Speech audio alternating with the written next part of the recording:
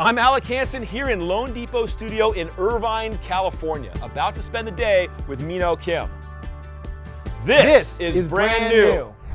Look like it's time to rise and get in the game. Gonna change some branding, not afraid to fly. I can't even wait to finally touch down with the camera click. Let's light up that stage. Time to start your brand new golden age.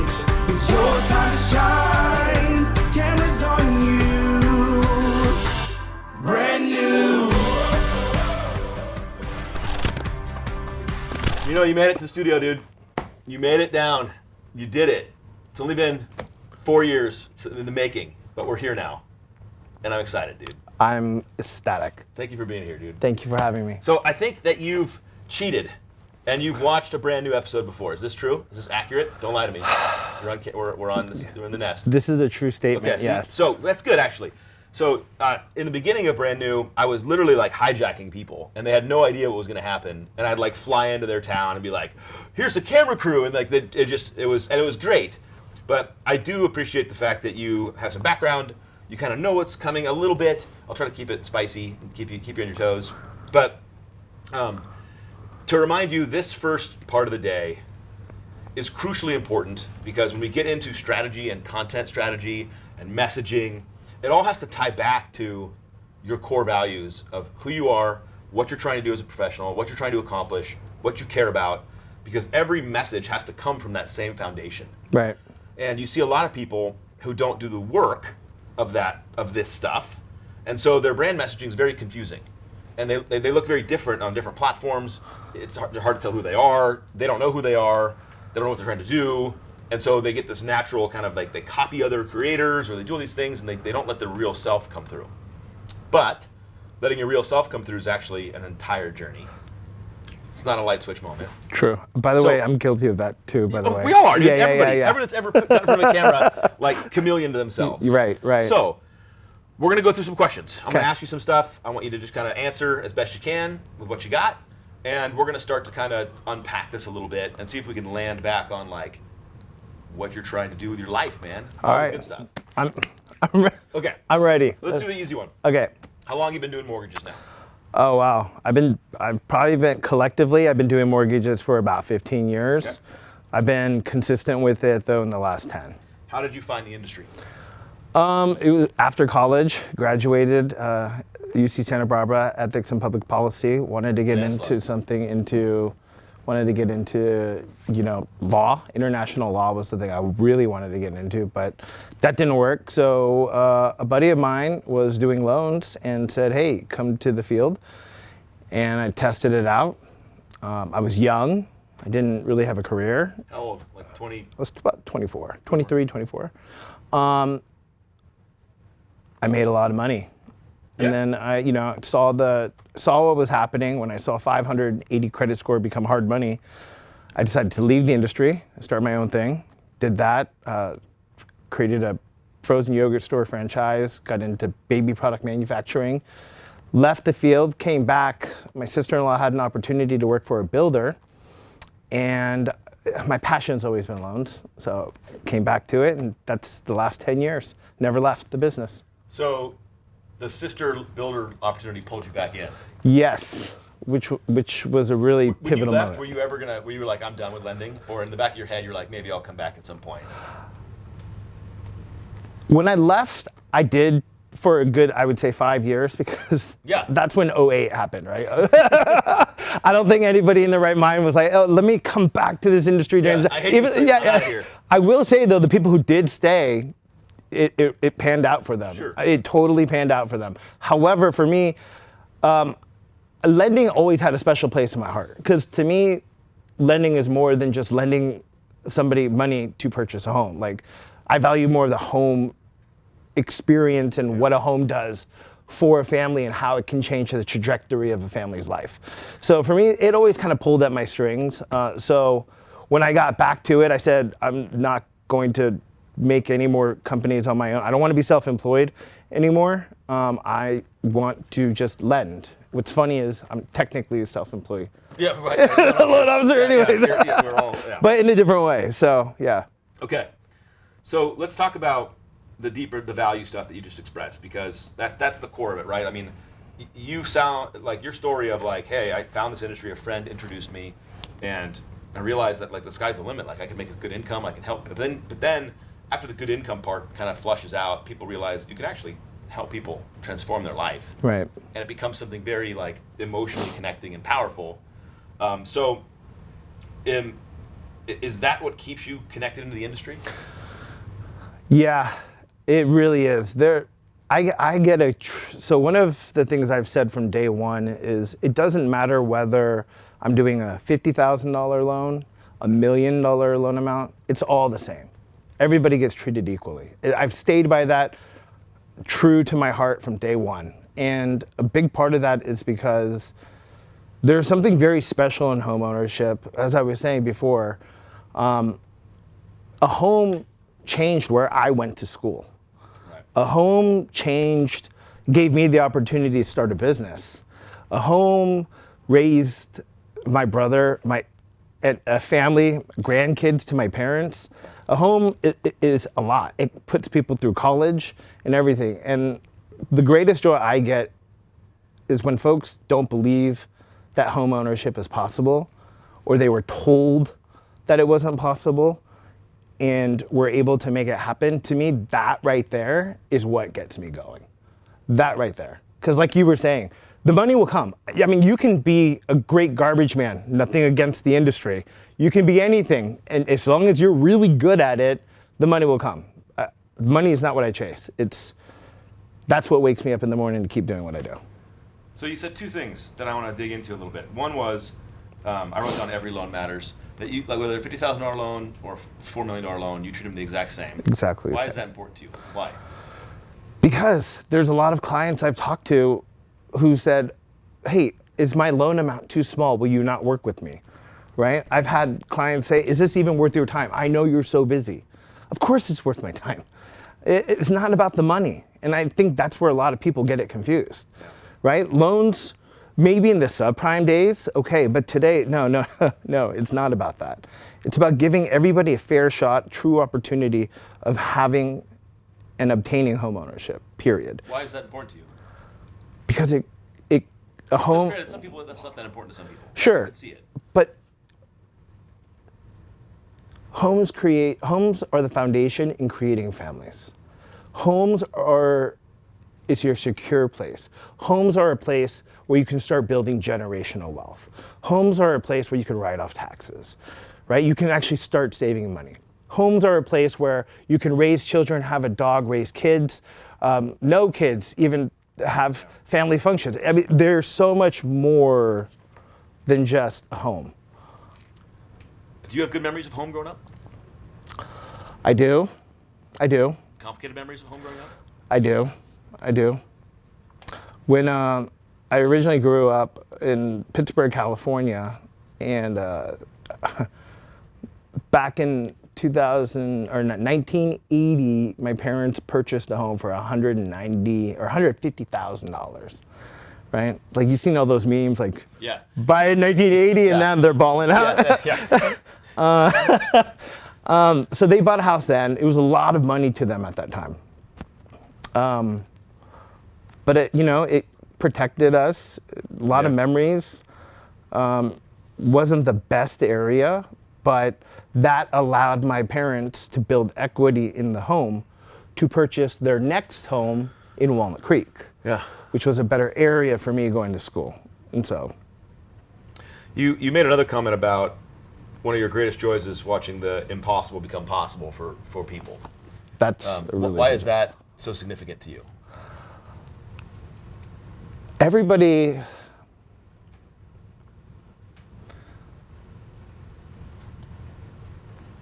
There's something to be said about the impossible being possible that should really resonate with, I think, everybody. So I'm a huge believer, right? And for me, a believer in faith.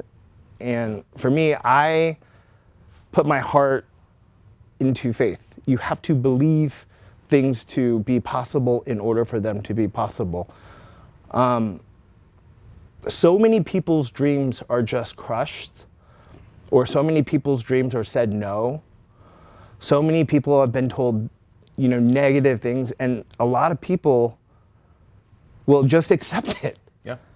And it's super disheartening to see that is what they truly now believe based on one person's viewpoint, right? That one person may not think it was worth their time. That one person may have had a lack of understanding on how to get a loan done. That one person judged the trajectory of this person's life because of what they said. And that's why when I am able to make something possible that a client feels is impossible, there's the greatest joy that they get. And they'll send me a picture, a text message with their family, their kids laughing. I mean, that right there, it touches the heart. There's no feeling like it. All right, let's change gears a tiny bit here. Professionally, you've been in this industry for, let's say, 15 years, running around. If you had to pick, 3 to 5 adjectives to describe you, what do you hope that your customers would say about you? Strategic. They would say I'm very strategic. I like that. Okay. Strategic in a sense where they were told no. So I get a lot of builder turndowns. So if a builder can't get a loan done, they come to me. Just because one person says it can't get done doesn't mean it can't get done. Yep. What else do they say? I'm hardworking. Okay. I'm that guy, like on vacation, that's at the pool with his laptop and his phone. Yes. That's me. I'm that guy where they make commercials and someone's taking a shower and they're getting a phone call and they turn it off and they're like, hey John, how's it going? Right? Like that's me. Because I don't want to be the reason somebody is not able to purchase a home. Yeah, I get it. And timing is everything. Yep. So that's number 2. Okay. Number 3. Now this one, I'm a man of faith, right? To me, but that encompasses a lot. To me, it encompasses trust. To me, it encompasses empathy. To me, it encompasses patience, right? And I think all of those characteristics are there because to me, I will always decide and I will always choose to pick the high road in everything that I do. So trusting, right, comes a part of that too. And accountable. I think that's the biggest one for my referral partners. Yeah. They can count on me. If you send me a client and it's 9 p.m., I'll have them pre-approved that same day. Yep. If you want them that way. I mean, I'm not encouraging that, but I'm just... I'm here for you. Just saying. Okay, these are good. These are really good. So let's broaden it out to another group of people. What would your friends describe you as? Funny. I like to... I have a very loud laugh. Okay. Like funny. Energetic. Energetic. I bring a lot of energy to rooms, to conversations. Disciplined. Okay. That's a big one. Very regimented in everything that I do. And caring. Like, I wear my emotions on my sleeves probably more than I should sometimes, but it's because I have nothing to hide. Do you think that your referral partners and customers see those traits too? I think so. I think so. I hope so. You've been married a while? Yeah. What's a while? I knew you were going to ask me that, Alec. A long while. Okay. Yeah. You don't need to answer. We're in the trust tree. But we'll go a different direction. What would your wife describe you as? Loyal. Okay. A provider. Accountable. Trusting. Loving. handsome. Yeah, you're crushing it. Just keep going. Just keep going. Oh, yeah, she's gonna watch this later. Sorry, And be I like, didn't that throw was that one bullshit. in." That one was bullshit. That one's kind of true. Oh, so good. And you got kids. And I got kids. You got kids. Yes, I So have what would kids. you hope they would say about you if they had to give some words and describe you?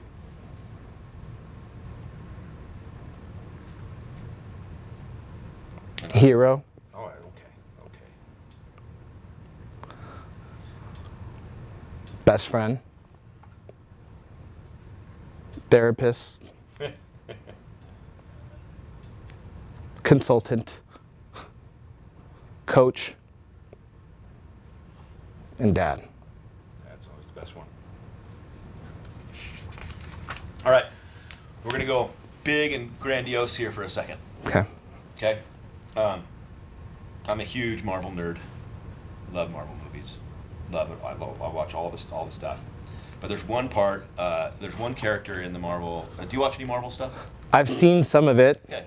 Yes. You don't have to have a deep background. But there's one character that had an amazing character arc in Marvel, which was the character of Loki. Mm-hmm. And one of the things that Loki is hilarious about in his whole thing is he talks about his glorious purpose, which I just love, the glorious purpose. And so you don't need to know his story arc or anything like that, but I like to ask people, what's your glorious purpose? Because it's just such an out there phrase that has so many different ways to be interpreted. And I would just love to hear how you would answer that. That's such a good one. And let me frame it up for you, give you a little gray work to play in. I do not expect humans, and I don't think it's normal for humans to have a glorious purpose from day one that they've known, and it's like, this is what my whole life's purpose is. I think it ebbs and flows with phases and parts of your career and parts of your family, and so I think things are allowed to be in their own space. So I'll throw that little caveat out there for you. Okay, so it's not just specific to my industry, but my whole entire purpose. Yeah, and again, that's a giant statement, and people, I've never met a person who was like this. They might figure it out over time, and it might be something more real to them as they live their life. But I'm curious how you'd answer that today. And weave in work, life, family, like it's all connected. Oh yeah. I think my general purpose for now, and as you said, it does evolve. I think it's serving. That's my purpose. To serve my family, to serve my friends, to serve my parents, to serve my clients. If I could serve everybody and not waste a single time serving as many people as I possibly can here on earth, I think that would be my purpose right now. So let's kind of start to bring this together. Okay. We've gone around a lot of different areas, which is great. And by the way, you've been really authentic and honest with how you, which is fantastic, because I think that's helpful directionally, because the more you're able to communicate your values and what you believe in and what you care about to others through your marketing, the more interconnected and strong your business growth becomes. We talked a little bit about this off camera yesterday, but I want to come back to it, which is in sales and marketing, there's often this perception of, I want to serve as many people as possible. Yes. And so we play safe. Yes. We play right down the middle because we don't want to offend anybody, but we also want to make sure we get a broad net. And a lot of that is set in very honorable emotions of like, I want to serve everybody. I want to serve. I want to help as many people as possible. And so there's honor in that desire. The risk in that desire is you don't really showcase parts of you that you may be really passionate about or really enthusiastic about. And so you don't get to attract people that have that same level of enthusiasm or passion because you play it too safe. Right. So it's a dance and a balance to figure all this out. But if we take all this together, the adjectives that your friends would describe you as, your family, your loved ones, your business partners, and you had to distill it down into like, what are the most important things for you? And it could be a word or it could be an action or a desire. This is like tombstone shit, right? Like, what do you want on there? That's a deep question. One that that's a great question though. Loved by all. Loved by all. Interesting. Loved by all, which is kind of goes against too, like, right, reaching everybody. But I think that's what I would want my tombstone to read. I try to reach as many people as possible. But you're right? You can't reach everybody. And Well, you got to be true to you. right. And so I'm going to wrap this up, but I want to share some thoughts on this as you're wrestling with your own brand design as well, because your own brand is really an extension of your true self. Right. And your ability and willingness to show levels of your true self to the world. And that's the whole personal brand journey in a nutshell. It's how much are you willing to show your authentic true self to the people you're trying to serve and love and work with. And that's the journey of personal brand. And so people start really high, and they're like, I have good customer service, and I return people's calls, and they start really safe and high up here, and then the real ones get down into the depth, which is like, no, this is what really matters to me, and if that doesn't really matter to you, I would still love to help you, but I'm not going to change who I am for you. Right. And I'm not talking about violating integrity and breaking the law. That's there, but that's not something you're going to deal with. You have a very strong moral compass and integrity. You're lined up. So there's Iconic Fox puts out a brand avatar guide where they help brands identify who they kind of represent as to consumers. And I find this directionally helpful because it's fascinating. And company brands are not humans, and that's a big distinction. When we talk about personal brand, there's a reason the word personal is in front of it, because it's really just you. You can't make yourself into a brand. You are the brand. Right. But inside there's some interesting character archetypes that you resemble. So I'm going to share some with you just from insight, because you're multifaceted, but this is fascinating. So one of them is the sage. And the sage archetype has to do with, you think of like Obi-Wan Kenobi or Yoda. They're a guide. Right. They're wisdom. And clearly you establish some of your brand in that because you're strategic and you're a problem solver, and you're fighting for these people that don't have solutions, and you're finding solutions for them.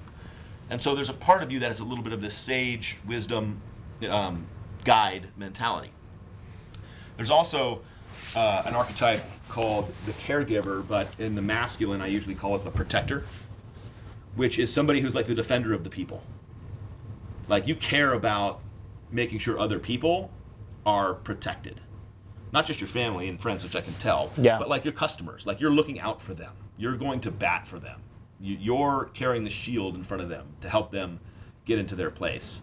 Another archetype that you have some connection to is the hero archetype. Now, the hero, it's often confused about who the hero is, but the best brand that represents the hero archetype to me is Nike, because their slogan, "Just do it," is making their customer the hero. Like, you're the hero. Go, just do it. Yeah. And you have a lot of belief in others to be their own hero. And then at the same time, you even called yourself a hero, which is great. It's right on, because but you aspire to also be like a heroic figure to your children, and that's a very honorable and wonderful thing. So there's several other archetypes. We can go through them later, but I'm sharing those because as you're trying to distill all this down and understand what your current glorious purpose is, and then how does that translate into social media, into the weird stuff, which we'll get into. But this foundation is what you always have to go back to. For example, every time you're going to make a video, one of the things you can always line back on is this thing about your glorious purpose of serving. Who is this video serving? What is this action I'm doing serving? If I'm putting together a local event and I'm bringing together subject matter experts or doing a lunch and learn, who is this serving? And you can see really quick for people out there that are marketing themselves, whether it's content or podcast or whatever, and you can see who they're serving. Yeah. They're serving themselves. Yeah. Yep. Right? Yep. And it's a turnoff. Yep.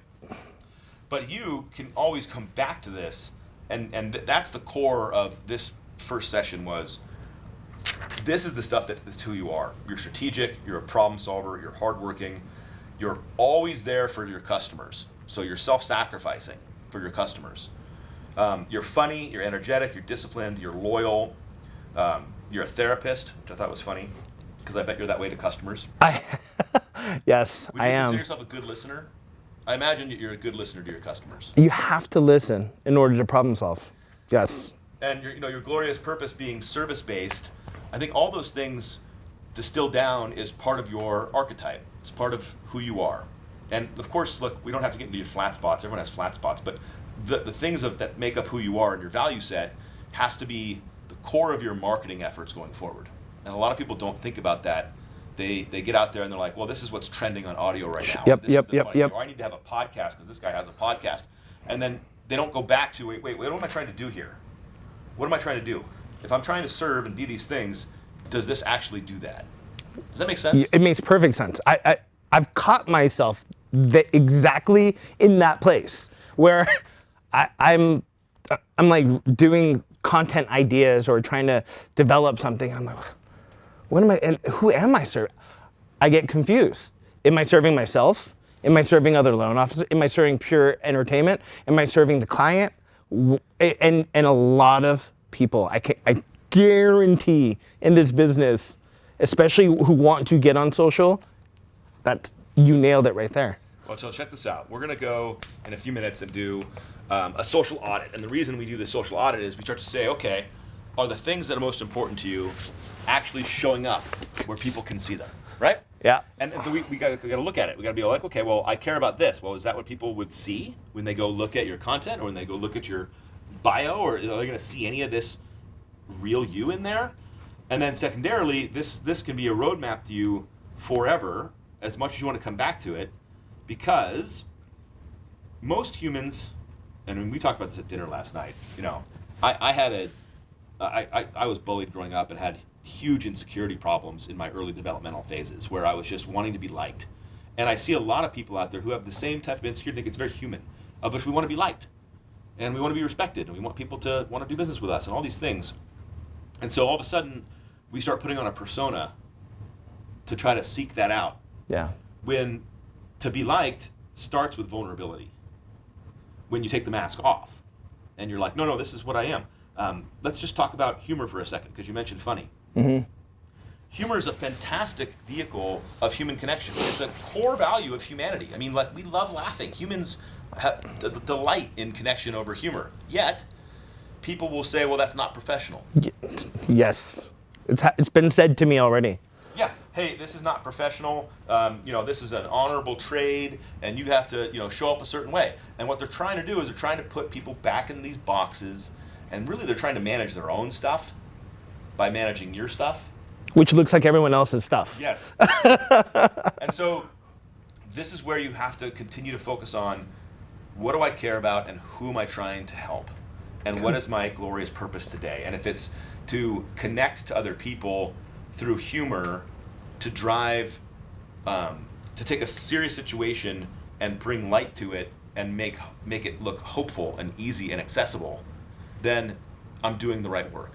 Right. And so, and then it's a little bit of the blinders of, like, to be aggressive, and he'll dub this out, fuck the haters, and just, you're gonna leave it in, aren't you? No, we'll see.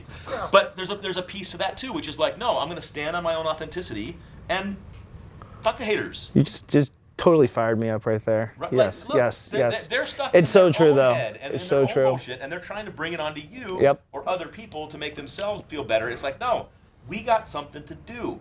You got work to do. And so every day you can peel a little bit of that protective mask off and layer off and just start being more you, the more you attract clients and business partners that are into that. Yeah. And there's that fear going back of, like, well, I want to serve everybody. I got to play down the middle. I got to play down the road. That's a scarcity mindset. The abundance mindset is there are millions of people who want to be with the real me, and that's how I want to live my life. Because there's no way you're loved by all on Right. the tombstone unless you go all in on being yourself. Because the people that don't vibe, they go away. They self-select out. That's the best part about social media, which we'll get into, is the haters. I mean, sometimes they stay around just to watch because they're so full of, like, they're so full of anger. But really what happens is most of the time they just move on. They just mute, block, and Or you drown them out. they move on. Yeah. They don't. I mean, I've been producing out content in my own language, trying to find my own language. Let me be clear. I've been on my own journey for like 7-8 years now. And in that time, I think there's been 3 people who actively said hurtful crap to me on social media. Now, they might be talking behind my back, they might be talking, but what happens is they just mute and move on. They don't want to, they're like, I don't like this guy, and they block me. But I don't know. Yeah. They're not. So I think there's space there to play. But does all this make sense? It makes perfect sense. So let's go. I'm just excited to see what that next step is. Well, so we're gonna take the next step right now. We're gonna break. We're gonna pull up all your social media, and we're going to identify: is the stuff you're doing showcasing All of that. all of this? And the great part about personal branding is, if it's not to the degree you want, you get to change it. You get to curate it. You get to start tomorrow, and making it exactly what you want to be.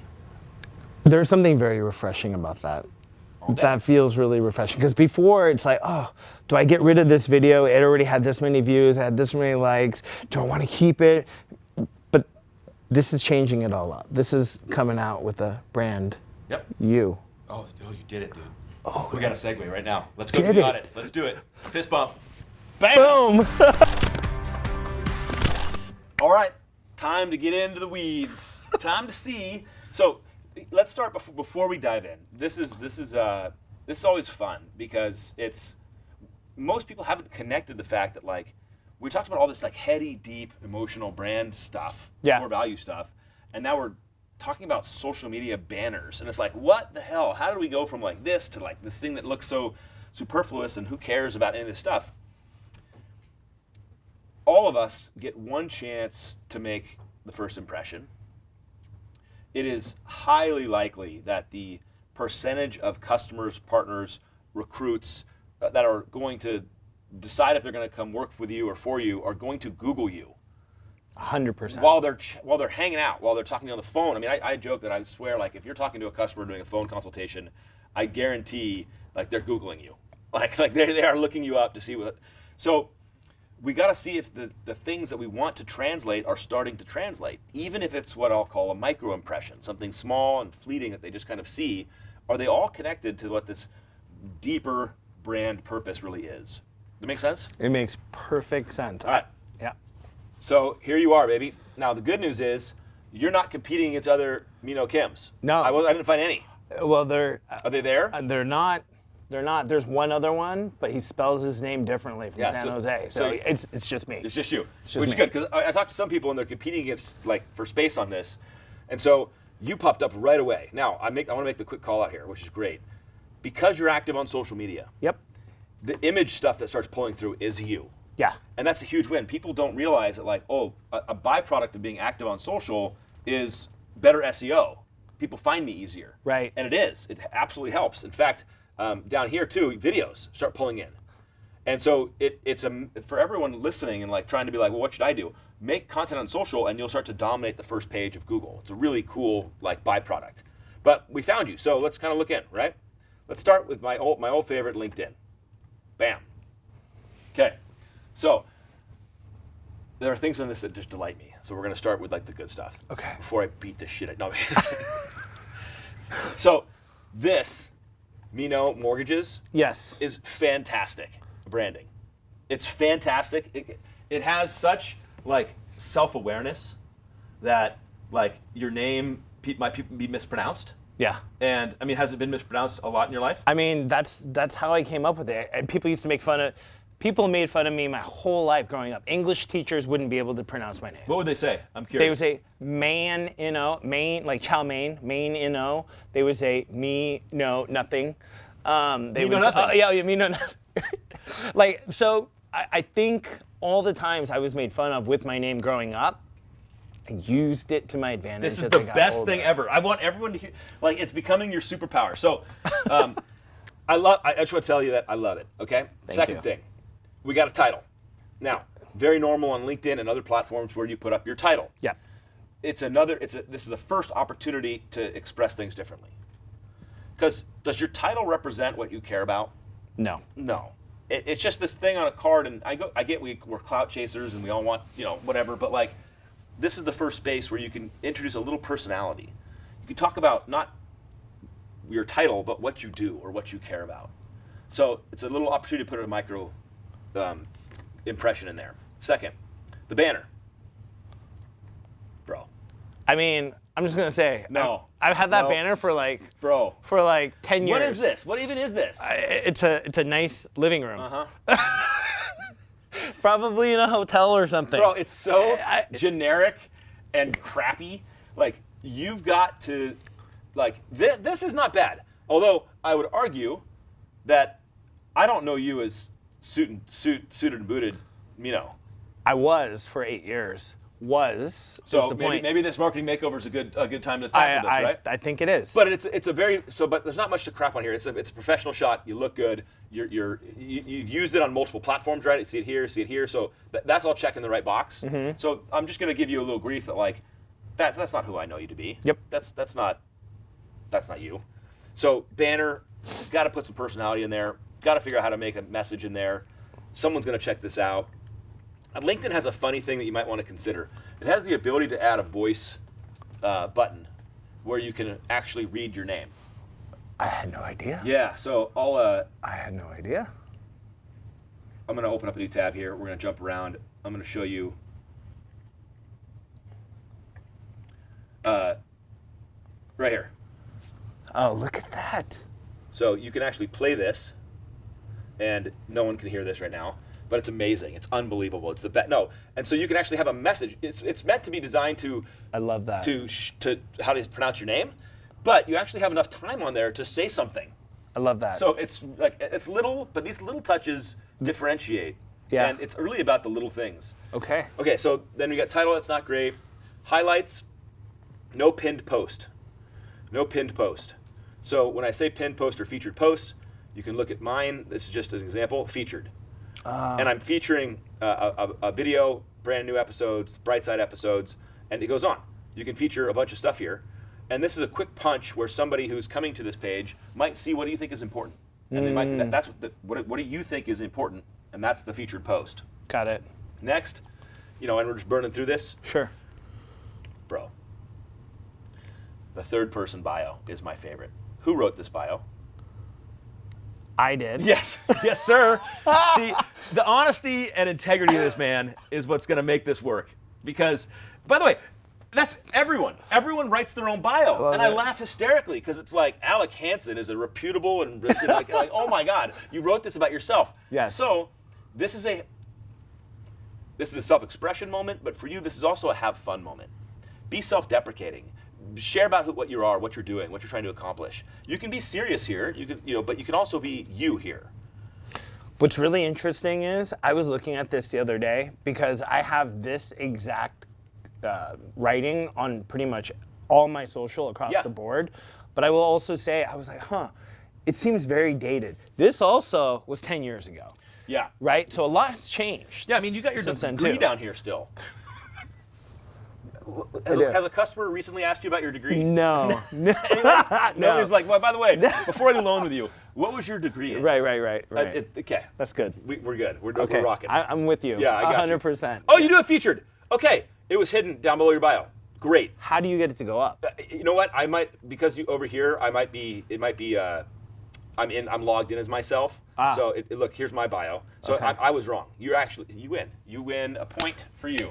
All right. I'll take keep track of how many points he gets over me. I'll take it. I got 4 for the bad bio, and he gets 1 for me misproducing. All right. And then let's look at your activity. Let's see how active you are on the platform. Oh wait, no, before I do that, one more spot for fun stuff. So your experience. Loan Depot's mission statement is to be the lifetime What are you trying to accomplish in your current capacity? Like, what do you care about? What are you doing that's going to mean something to anybody in this role? So, again, this is not to brag because I don't care about mine, but it's to show you what how it can look different. You can put videos in here. You can draw out like more context from the roles. Got it. And so that's where this can look more rich. Yep. And it could look more missional. Like, what are you trying to accomplish, and what's your current purpose, and all that fun stuff. Okay. So again, it's a micro impression. Someone scrolling through is going to see it. That they're not going to. Maybe they don't sit there and read every sentence. Sure. But it engages them and tells them more about who I am. Exactly. Yeah. Okay. Think of it this way. Name an insurance company. Progressive. Great. Why did you name Progressive? Do you use them? No. Fantastic. So how did that company win? Branding and advertising. Yeah, and even if you And want to be like marketing. stupid and simplistic, Yeah. it's repetition with a message that's stuck in your head. Right. So they just hit you in the face Yeah. until it just popped out. Yeah. All these different things we get to do here.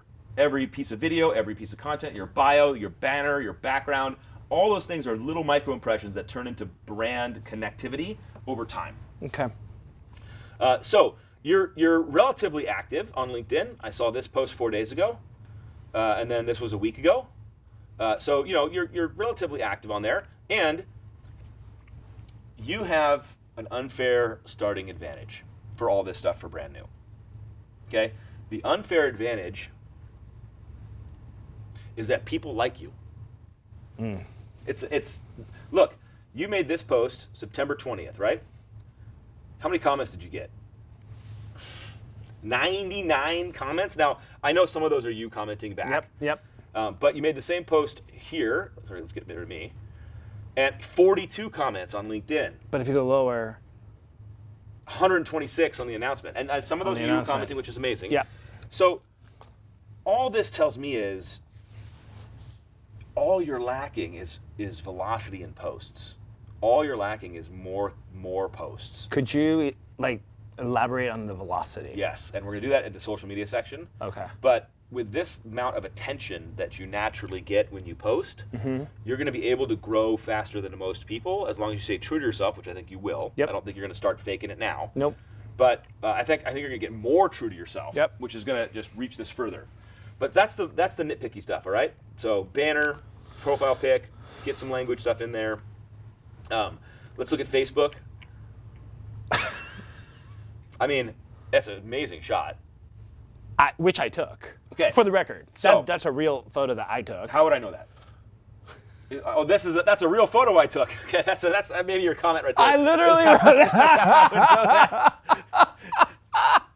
I was proud of it. So, I like this. Yep. And if I saw this photo, and this is my first impression of you, I would think two things.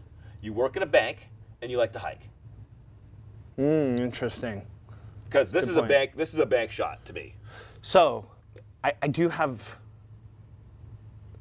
and maybe you, actually not maybe, this is something you can help me with. My Facebook account has always been like my personal family and close friends. Some, and coworkers that I've grown up with. My other accounts, my Instagram, my LinkedIn, my TikTok, and all of that sort of stuff, there's no family stuff on that. Yes. I've kept it completely separate. Yes. And sometimes I don't necessarily know. I get conflicted. Yeah. On this, because this started as a personal page. Of course. Right? Well, it is a personal It is a page. personal page. But with that in mind, what would be your Okay. feedback? Let's start with our intention for these platforms. Why are we using these platforms? Now, I know why we were using them in the past. They were social connection network platforms. So we connected with our friends. We connected with our college roommates. We connected with people that we worked with and that we liked. Yeah. And then we kind of shared parts of our life, and they shared back, and we had this connection, cool thing. And that's what it That's what it's started meant for. out for a lot of us. Yep. But as you look at it now, you get to answer the question, what do I want it to be? So if you get tremendous personal value about having a personal Facebook page that's just all about you and your family and your life, and work stays arm's length, and you don't talk about work, and you just enjoy other people and they enjoy your stuff, and that is fulfilling and fantastic, then that's how you're going to use the tool. Got it. If you decide, I want to impact more people, grow my business, recruit more talent, support like drive more loans, help serve more customers, then you might consider using the tool differently. Yep. Now, there's a blend to social platforms that you have to decide what you personally believe in. Because you've seen the people, and you mentioned on Instagram, who are all business on the platforms. Yeah. In my mind, they're violating a little bit of the social code. And I'm guilty of this, but it's my opinion. The social code is, hey, I'm here to like if we're buddies, do you want to? And I have a small business. Would you want to support my small business? Yeah. Yeah, right. Like you have 100%. friends that have small businesses. Yeah, all day. You want to? So you wouldn't mind them sharing about their business. True. And you might even repost and share and say like, hey, this is my buddy's deal. Like, go support him. He's great. You know, blah blah. So, but if it was all business all the time, you might get a little fatigued from this. You would get fatigued. Yeah. Or you're like, dude, all you're doing on this platform is just trying to sell me stuff, and you've never even made a comment on my stuff. Right. So there's a dance to this that you have to find out where you want to stand. But I believe that humans are multifaceted. I definitely don't mind hearing and learning about their family stuff and their life, as long as I don't feel like it's Instagram life and everything's perfect. Mm-hmm. And at the same time, I don't mind hearing about their business and what's going on. It's a social platform. Right. They have things that they care about in both areas. Right. I don't mind being connected to both. So you have to decide, what do you want to use the tool for? It's a tool. Okay. And then once you find that out, then you can talk strategy and posting frequency and 70% personal, 30% business, or vice versa. But you got to figure out, what am I going to use it as first? Okay. And once you do that, then that changes what your banner might be. Yep. No, I get it. I'm not trashing on the banner not being a perfect, beautiful photo that I took. That you took, it's yeah, amazing. but I'm with you. I think that there can be some more consistency. And if you look and you scroll, Yep. there is a lot of work stuff too, right? Like happy birthdays and all of that Yep. other good stuff. But yeah, there is a lot of work stuff, videos, family stuff too. Yeah. And family stuff, look, this is again, personal opinion, filter this as you want. Yeah. I think there's an appropriateness and an inappropriateness with family stuff. You know, like, I love hearing about my friends and their kids, and we have connection over that because I have kids, and raising kids is hard. Yeah. And so when they're having success or doing things with their kids, I'm like, that's rad. I like that. I feel connected to you. Yes. Because I'm seeing something that matters to you. Right. And so that's a powerful tool. And then there's, people that I would like, they overshare things, and I'm like, man, that's massively inappropriate. Yeah. Don't share that. So, Yes. And then there's people that have views of like, I don't want my kid having a shadow profile on content. Like, they should have some privacy. Yeah. And I respect all that. It's all about your position and what you want to do. And I'll say that there's a reason that I advocate for a balance of personal content, because humans connect with humans. Yeah. They don't just connect to like somebody who's hitting them in the face for a refi every day. Yeah. It's like, be real, 100%. man. It's like, 100%. Did your sports team lose? Did they win? Did you have a good restaurant? Did your kids have a success? Did something happen with your wife that was great that you want to celebrate? Like, share what you feel is appropriate, because those things create human connection. Got it. All right? Got it.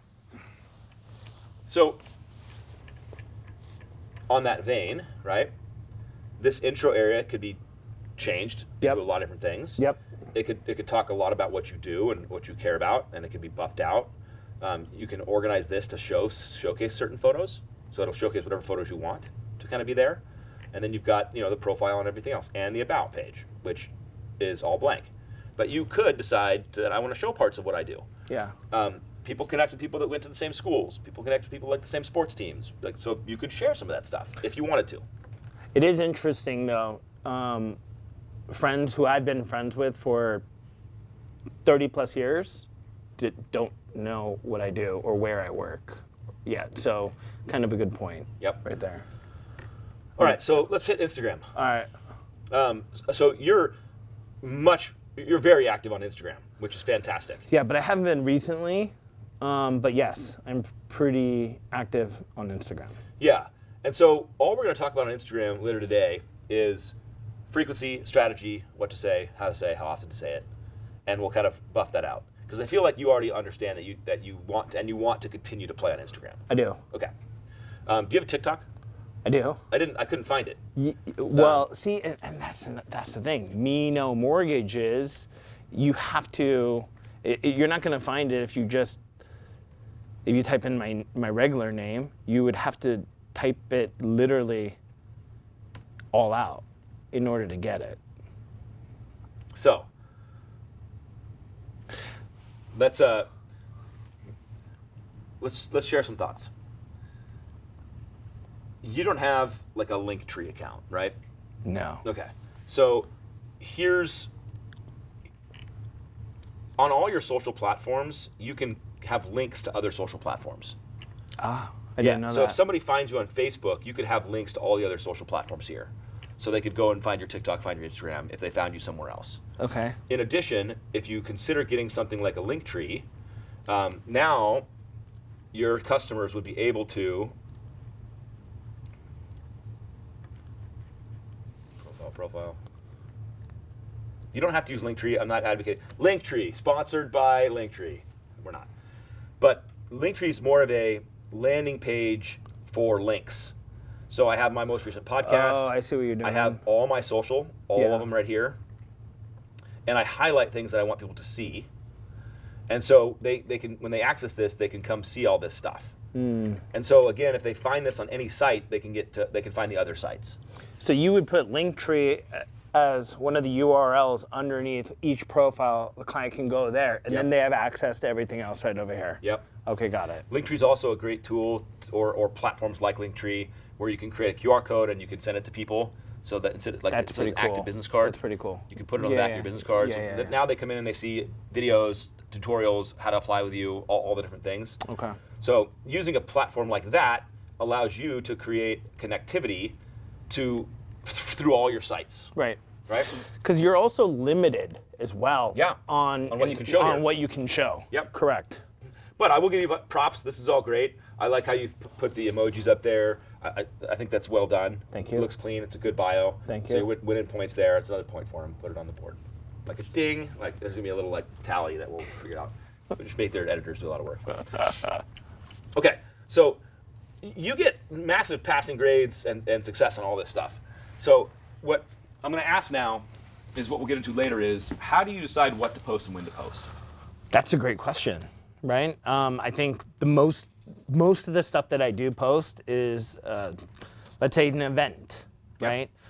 What I will likely do is do some behind the scenes here, and also I will also probably post that as well. Good. Obviously with your authority. I will post events, or I'm sorry, I just said that. I will post new announcements. Yep. I will post accolades. I will post awards. If I feel, I'm getting a lot of questions from clients, this is how I started this series right over here, where they're like, hey, Meinoh, if I put 20% down or 5% down with today's rates, what would we look at? Yep. So I took an average of 6.5% during that time when I did that whole series, right? And I created a bunch of those. But sometimes when I'm just kind of feeling it as well, I might come up with something funny. I might see something and be like this one right over here.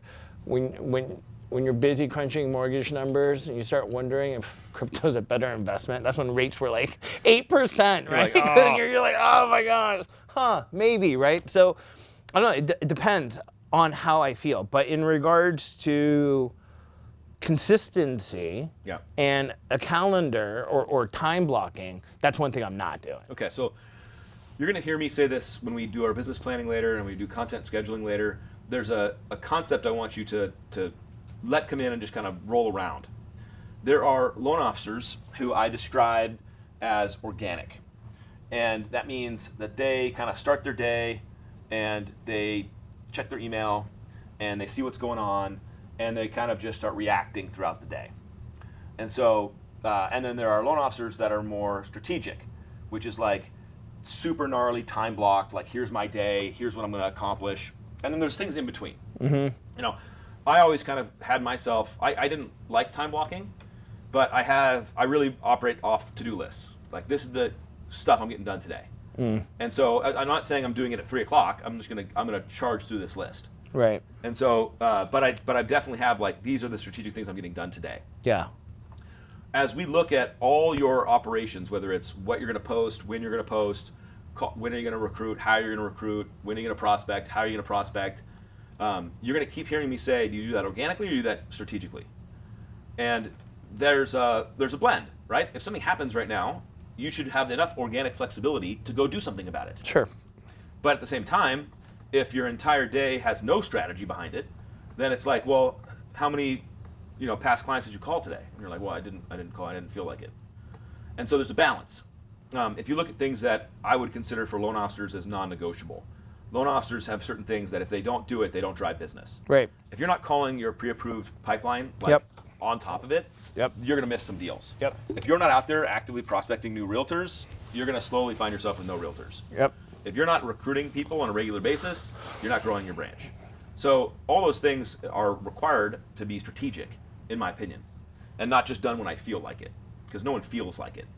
Ever. So we'll get into that conversation deeper as we progress, but does the concept make sense? Makes perfect sense. Cool.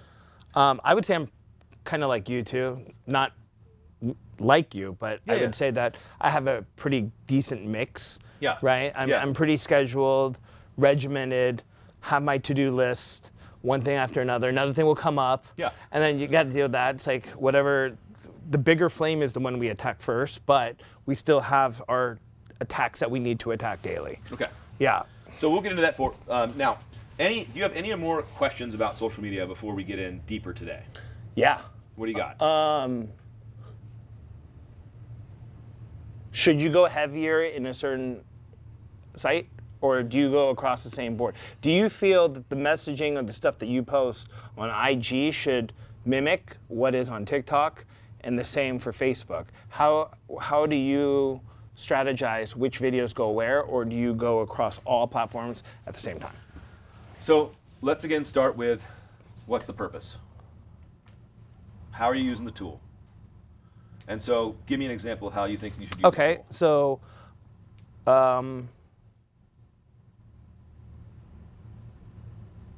new conforming loan limits just came out. Yep. And we are accepting them right now. Yep. Right? Okay. So, I mean, that's great information. I almost feel like I'm answering my own question. Yeah. I would send that to everybody because everyone should know that. Okay. Okay. Fantastic. Now, Okay. my question is, where is everybody? Across all social media. Maybe. So, Oh, interesting. like, you have to kind of start with, where is the group of people that you're trying to connect with, influence, and build a community with? Where are they? And to understand that, you got to do some work. So, for example, in 15 years, do you have a past list of customers floating around somewhere? Yes. Okay. And are you able to get the top 150 agents in your market? Yes.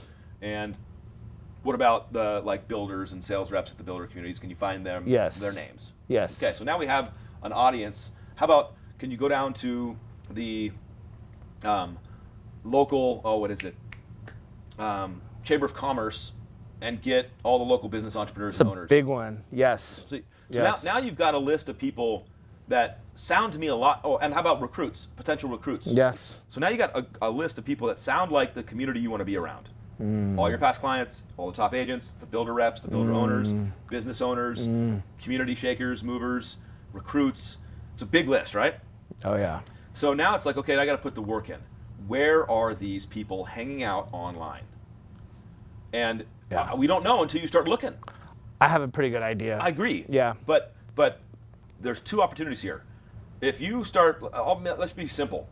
If you start looking for your past clients and they're not on TikTok and they're all on Facebook, then Go on Facebook. It sounds like Facebook is a good place for your messaging to past clients. Right.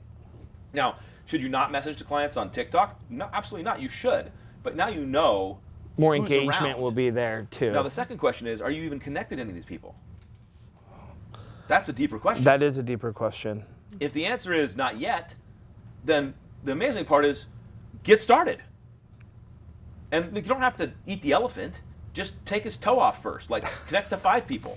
Like, you know what I mean? Like, I have a terrible Love analogy that. for this. It's a terrible analogy. I love Only that. some people get this, and I realize this later, but I'm going to say it for you.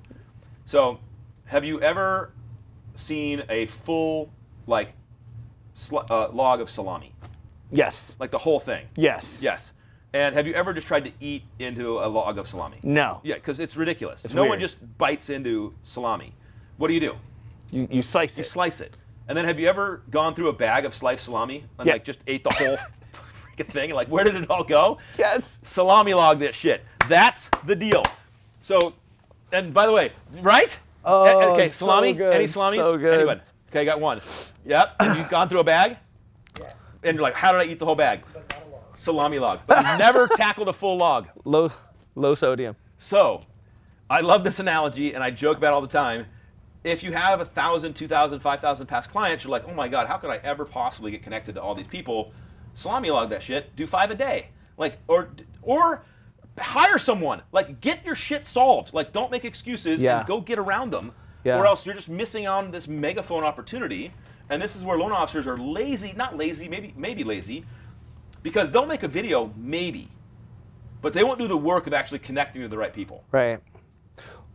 I think there's also another thing to be said there, where they think if they connect it or if you're linked with somebody that everybody is going to get those eyeballs. We could talk about that later Sure. too. But I think that's where the consistency comes in. Frequency comes in, yes. Frequency. Yes. Okay. So from a tactical perspective, we're going to talk about what to say and how often to post and frequency later. But from a tactical perspective, you and your team have to do the work of getting the right people around you on these platforms so that your messaging even has a chance of getting heard by the community you're trying to influence. Yep. Okay. That's gold. Now, Thank the you. last piece of gold I'll give you on this is people always forget that social media starts with the word social and is required to be a two-way street. Yep. And that means that if you want engagement and connection, you have to go engage and connect with others. I agree with that. So, Yeah. again, what's your strategy, not your organic when I feel like it, what's your strategy to go in and build deeper community with the people you're trying to influence? For example, it could be when I get my cup of coffee in the morning, I open up Facebook, Instagram, LinkedIn, TikTok, and I scroll while I'm sipping my coffee, and when I see the realtors and the customers and the recruits and the people I want to build a relationship with, I start engaging with their stuff. I do that. See? Yeah. See? I do that. But that's why you have 200 comments Yeah. on a Facebook post. Yeah. Because if you've been interested in others, they're interested back in you. Right. All right. So, any more questions on social so far? Yeah, how do I blow up my social? Yeah, how do I go viral? How do we go viral? I'll answer that and then we'll transition. So, there is something strategic. Oh, no! Keep it in. There is something strategic about leveraging the language of the platform. Like TikTok and trends and duets. Yep. And like that's strategic. The platform likes that. It wants you to do the things it's trying to do. Yeah. And it's not like clout chasing or viral chasing, but it's like respecting the platform. Sure. So I think that's a smart thing to do. And that's a sophisticated thing to do that not everybody's ready for today. Yep. And so that's like a 2.0 is like duetting, using the language of the platform, using trending audio, et cetera. CapCut, all of that sort of Yeah, stuff. that's whatever. 2.0. 1.0 is just getting in the game. But I always tell people the goal, and I think you'd agree with me on this, but tell me how your opinion on it.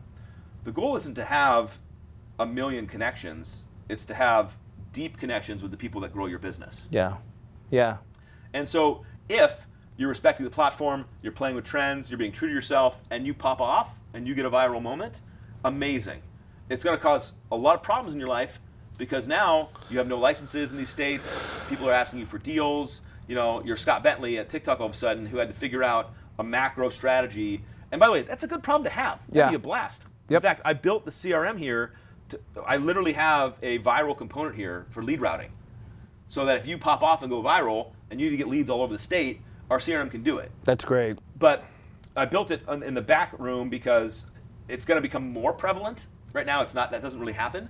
But the game is, how do you just make sure you're connected to the right people with enough connection? Because that's what's going to drive your relationships. Yeah. That makes sense? Yeah. No, it totally So makes sense. You might go viral by respecting the language, having fun, making good content, copying trends. And there's people that do that all day long. Especially on TikTok, you see people trend copy. That's another subject I have for you. But yeah, I have a curiosity in that, one of the main questions I've been thinking about and struggling with, and I think this question goes for a lot of loan officers. I think a lot of people wonder. They get on social, they post a couple of videos, they aren't consistent, the frequency is down, but more importantly, everybody's trying to go viral, right? I think everyone wants to go viral. But like you said, be careful what you wish for, because I have some It's not people. always helpful. It's really not always helpful. Also, the leads that are coming in. But then at that point, it's like, are you an influencer or are you loan officer? And then you try to figure out where you are in the middle, right? Let's go back. Yeah. What's your purpose? Who are you trying to serve? What's your intent? Right? It goes right back to that. Right. Right. Because the second you get some, you have a post here that got 15,000 views. It's really good. That's a lot of views, bro. Thank you. Yeah. Thank you. And so, part of that makes that starts to feel good. It does. And you're like, dude, I got attention for this. This Yes. is people paid attention, people cared. And then people start to think high of themselves. Right. Look how cool I am. Well, I did one of those things. You So dunked- I thought there was a point already, but Yeah, we're getting there. It's this and then people get off center. Yes. I don't have a lot of beef with somebody or a lot of lack of respect for somebody when they're congruent. What I mean by that is if you decide that in your career you want to be an influencer, you want to make content that people enjoy and then help route them to solutions, but you're not going to actually do the solutions anymore. Yeah. I don't have a problem with that as long as that's transparent and you're congruent, and this is what I'm trying to do. And you tell people, look, I'm here to provide resources and fun content, but really that's my job. And then if you come at me for a mortgage or for whatever, I'm going to route you to somebody to help you, because I don't do that anymore. That's congruency. I have no problem with that. But what drives me the craziest is everyone wants to figure out how to not work. Everyone wants to figure out how to not work.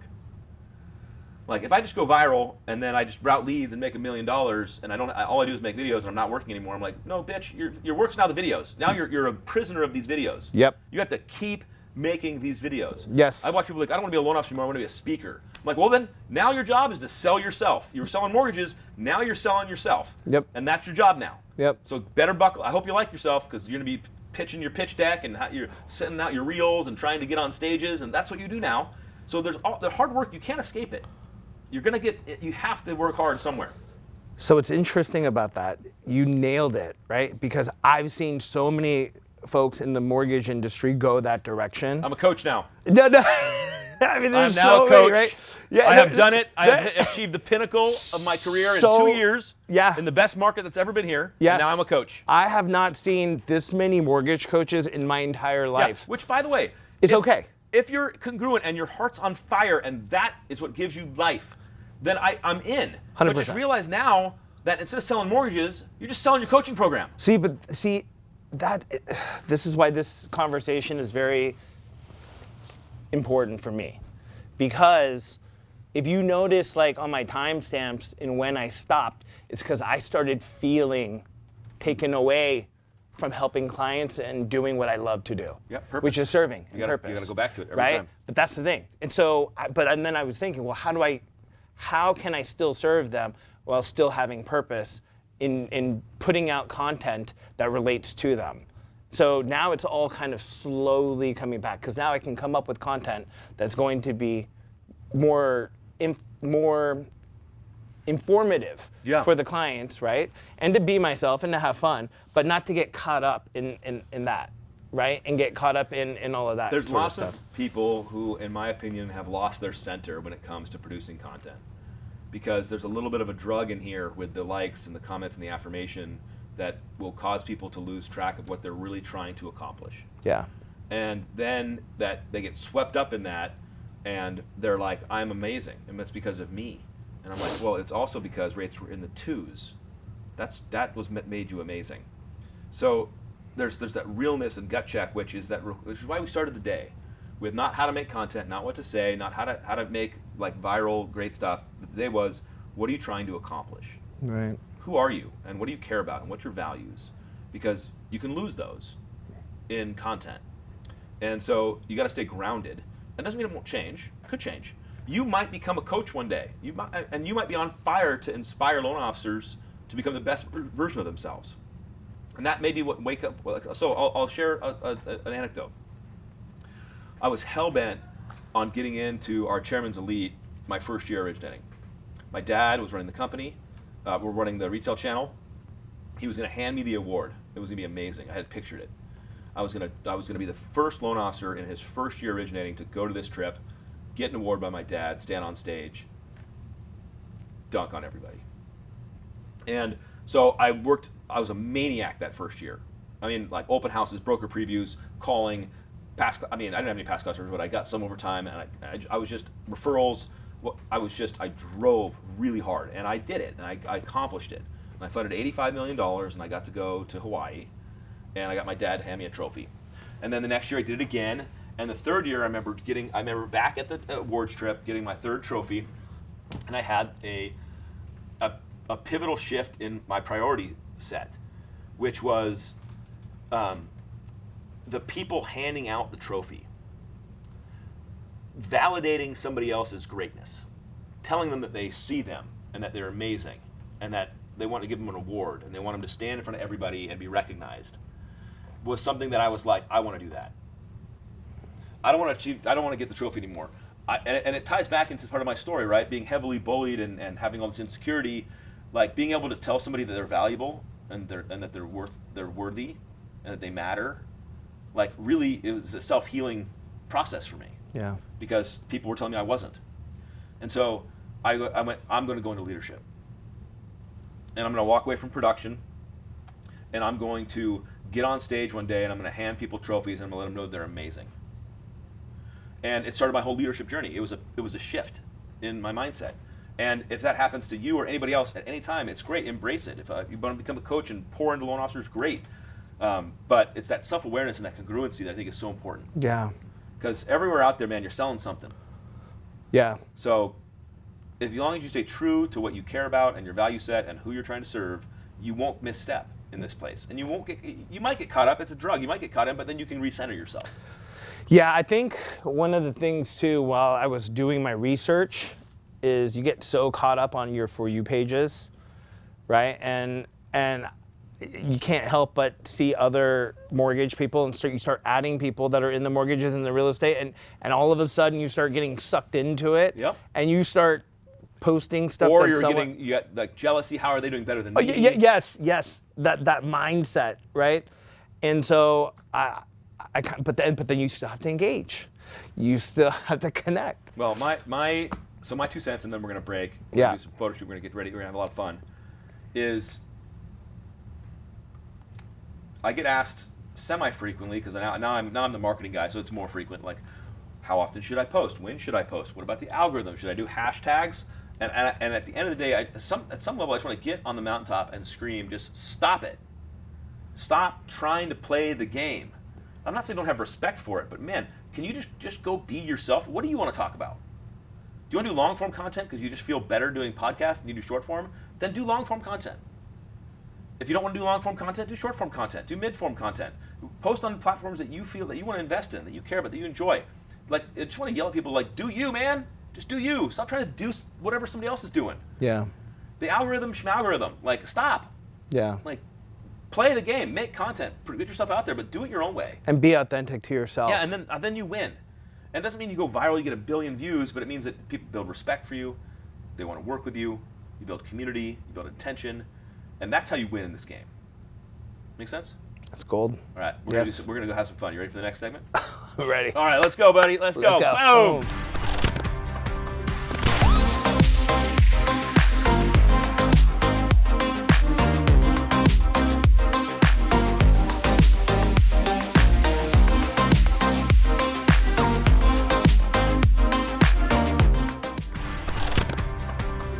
We're back. Photo shoot, lunch, refreshed. Yeah. Feeling good? Feeling great? Okay. Yes. Before, we're building the building blocks. So we started with kind of foundation stuff.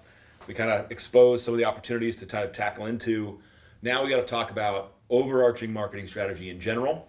I like to break this up into a few different phases, but what we're going to do here is we're going to let you unpack kind of your strategies, and we're going to see how they all build together and then complement and interact with your content strategy.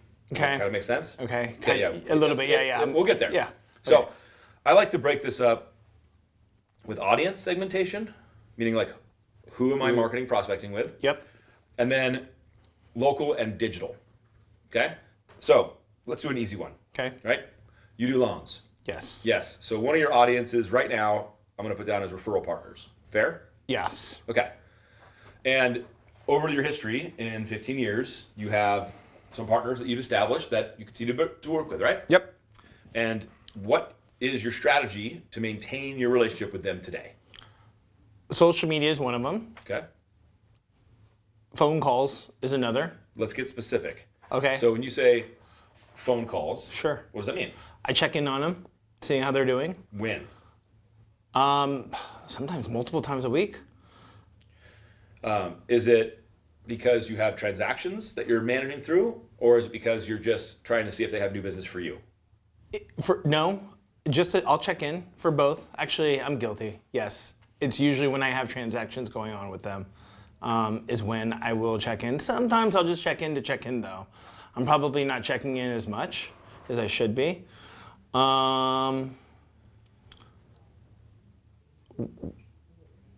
When else am I checking in on them? Well, so let's keep going through. Okay.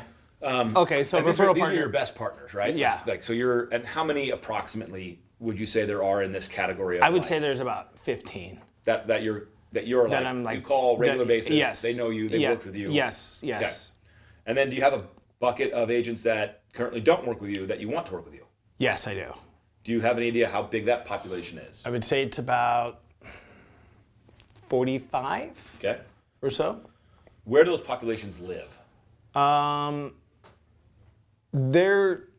I'd say 50% are within my community, 50% are in a different area that Sorry. I'm trying to I target. meant like the list. on my social media. Okay. We got you. We got you. Got him. All right. For those, quote, 45 Yeah. in the I want to work with box, Yep. What's your strategy with them? For me, it's a little bit more slow play, right? Okay. So what I'll do is like, comment, engage, and then I may see them at an event. And then from there, talk a little bit more, like, comment, engage, Yep. and then I might see them at another event. But, or I might reach out to them because a listing agent or so, or if they are a listing agent and I have a client that I'm working with, I'll ping them and I'll reach out to them and say, hey, I've got this great client, just checking in on them. That's pretty much it, Okay. to the extent of. Okay, great. Yeah. Do you do anything else with these group of realtors to drive business? Sometimes I inform them. I give them market data, What does that look like? market reports in their local community, or I would say county, What does local. sometimes mean? like once a week. And Could be how more. frequent do you do that? Once a week. Oh, okay. Yeah. Okay. Yeah. Anything else? Wish them happy birthday on their birthday. Okay. Yeah. But I would say to the extent that's it. You know what's really funny? Excellent. I could totally see this unpacking right now. Oh no, we're just gonna stack some dominoes. Okay. We're just gonna put them up one by one. Yeah. And then It's just so funny hearing it out loud though. When I'm the one speaking it, answering the questions. It's crazy. Okay, well, let's bring up another audience section right now. Past clients. Okay. Okay. How many approximate past clients do you have? Thousands. Yeah. So let's just say 2,000. Yeah. I'm making up a number. Could be Okay. 3. Yeah. Where do they live? Not physically. No. Where's their names? Yeah. On my phone. Phone. Okay. And then what's your contact strategy with them over time? It's usually text message. But me pinging them, Yep. no. Okay. I'm not really reaching out to them, just checking in. Sometimes I do, but very rarely do I.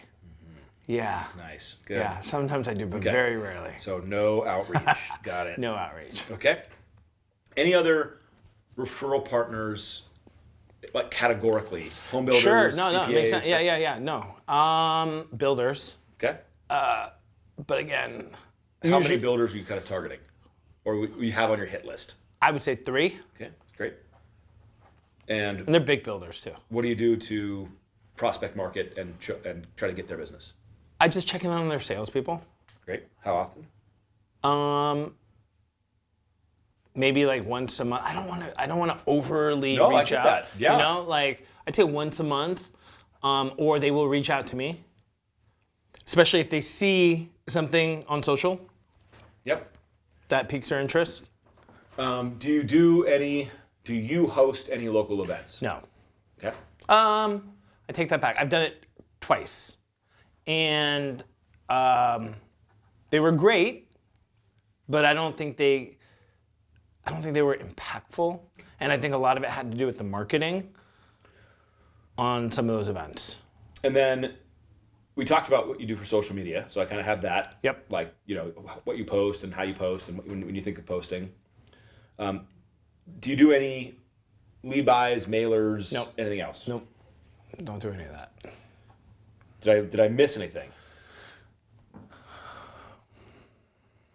I feel like that's a trick question, but no. Not that I can think of, no. Okay. So as we walk through this, it's up to you to figure out what works and doesn't work, right? Like, Yep. For those of you watching, we went to dinner last night, and we were chatting about tons of different things and how certain people are ready for certain things and certain people are not. Right. And so as we walk through this, you get to your hands on the steering wheel, so you get to choose which direction to go. Yep. But let's unpack each of these and look at opportunities for intentionality. Yes. So, general thoughts in this structure is you, in 15 years, have built a pretty organic marketing and prospecting strategy. So, what I mean by that is you almost don't know what you do type of thing, and like you have great contacts, you're making calls, but like if I asked you to produce a one-pager that's going to show me everything you're going to do this next week, all the stuff you're going to do this next week for these audiences, you probably won't have that. But if on Friday, if I asked you to give me all the stuff you did that week, you'd probably have a bunch of activity Right. that you drove out for that week. Right. Is that a fair assessment? I'd say that's a pretty fair assessment. Yeah. Yeah, I would say that's fair. I mean, even now though with my capacity, I feel like my phone is just nonstop. Right? Which is a good thing, but I think because it's been going nonstop, it deters me from doing other things that I know I could be doing to increase even more. So, great, understood and agree with that. So let's ask kind of a more global question of, in this next kind of season, whatever that means, what are your goals? And we'll break this up. Sure. So you have personal goals for Yep. production, how many people you want to help, all that kind of stuff.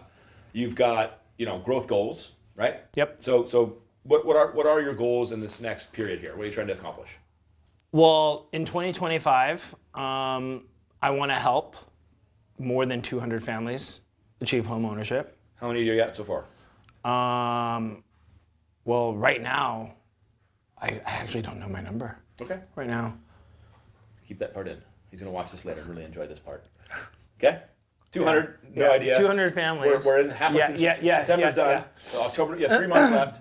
Well, I'm talking about for 2025. Oh. Yeah. No, sorry. Yeah. I'm talking about 2025. Okay. So this year, probably this year, I would help about 75 families. Goal is 32.5 million. Yeah, so you want to double. Yeah, essentially. Great. I love that crap. Yeah. What other goals do you have for next year? I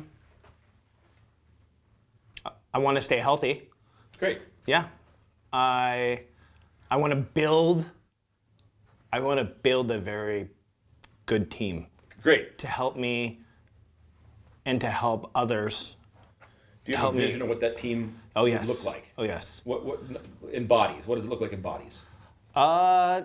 It's not a number count. I would say the way I think about it, it's almost like a SEAL team. Probably 5 really good people 5 to 10, let's say, really good people, solid, conforming producers Yep, in your market. Yep. in my market, who understand the business, who have the same beliefs, and want to create more home ownership for more people. Yeah.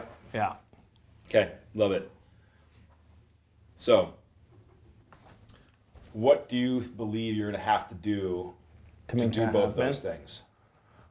Work out, eat healthy, Yeah. Okay. focus on my health. I really think that that's a big factor too, because I can't show people my best self if I can't be my best self first.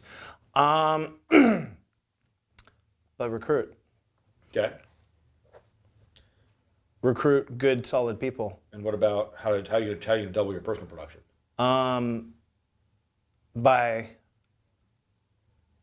doubling down on my social. Okay. Okay, I think social media has a lot of. I think I've learned a lot in the last hours spending time with you. Social is one part. I think more engagement, more face-to-face with local realtors. I think it's very important. I also think though too, that's also part of my strategy anyhow. With NAR happening, right? I think that there's a lot of realtors that need solid loan officers who understand the industry, who could help their clients in certain scenarios where the list side is not compensating the buyer side compensation. Yep. So education is a big one in educating not only just the referral partners, but educating loan officers and building that SEAL team. Okay. All right. Good. So now that we kind of directionally know what you want to achieve, you got some ideas, you got your existing behaviors and strategies. Let's talk about how to consider systematizing this into an executable plan. So you've done business planning before, I assume. You made a business plan 1,000 times. Yep. So let's talk through each of these. So for social media, it was the first thing you mentioned. So we'll tackle social first. What do you believe you need to do in order to maximize your social media, as you put it? Well, after talking to you, I think number one, I got to update it. I got to make it a lot more consistent. Number two, I think I need to show and connect with people and let them know what my true vision is and who I am. I think that's the part I lacked, right? I really think that's the part I lacked. Number three, I need to time block it. I really need to time block it and be consistent with it. So that's social media. Okay. What about realtors? Realtors, I need to attend more realtor events where there will be more realtors so I can have more forward-facing time. Schedule time with them at their offices. Even actually this is what I used to do drive-bys on weekends. That's a big one. I would drive by and knock on their doors, introduce myself, talk with them, hang out with them for a little bit, even see some buyer realtors I know come in, talk with them as well, and just hang out. Also, I think, and for my client, am I ahead of myself? Okay, are we done with realtors? I think so. Okay. Past clients? And past client, here's a big one. And this is one I should have done from the beginning that I realized after talking to you. I need to start adding them to my social when that's the way to connect with them. Because I'm only connecting with them on the phone too. And it's impossible to connect with thousands and thousands of people. Only so much time. It's only so much time. But it's a great way to stay top of mind. It's a great way to show them that I'm here. A great way to show them I'm still present. And also still educate them too, right? And let them know that they have options. 100%. So that is one big takeaway I need to start doing. Okay. That I will start incorporating soon. Past clients, I'm really trying to think of, I'm not really big into the mailers. I know some people are very bullish on that. I'm not though.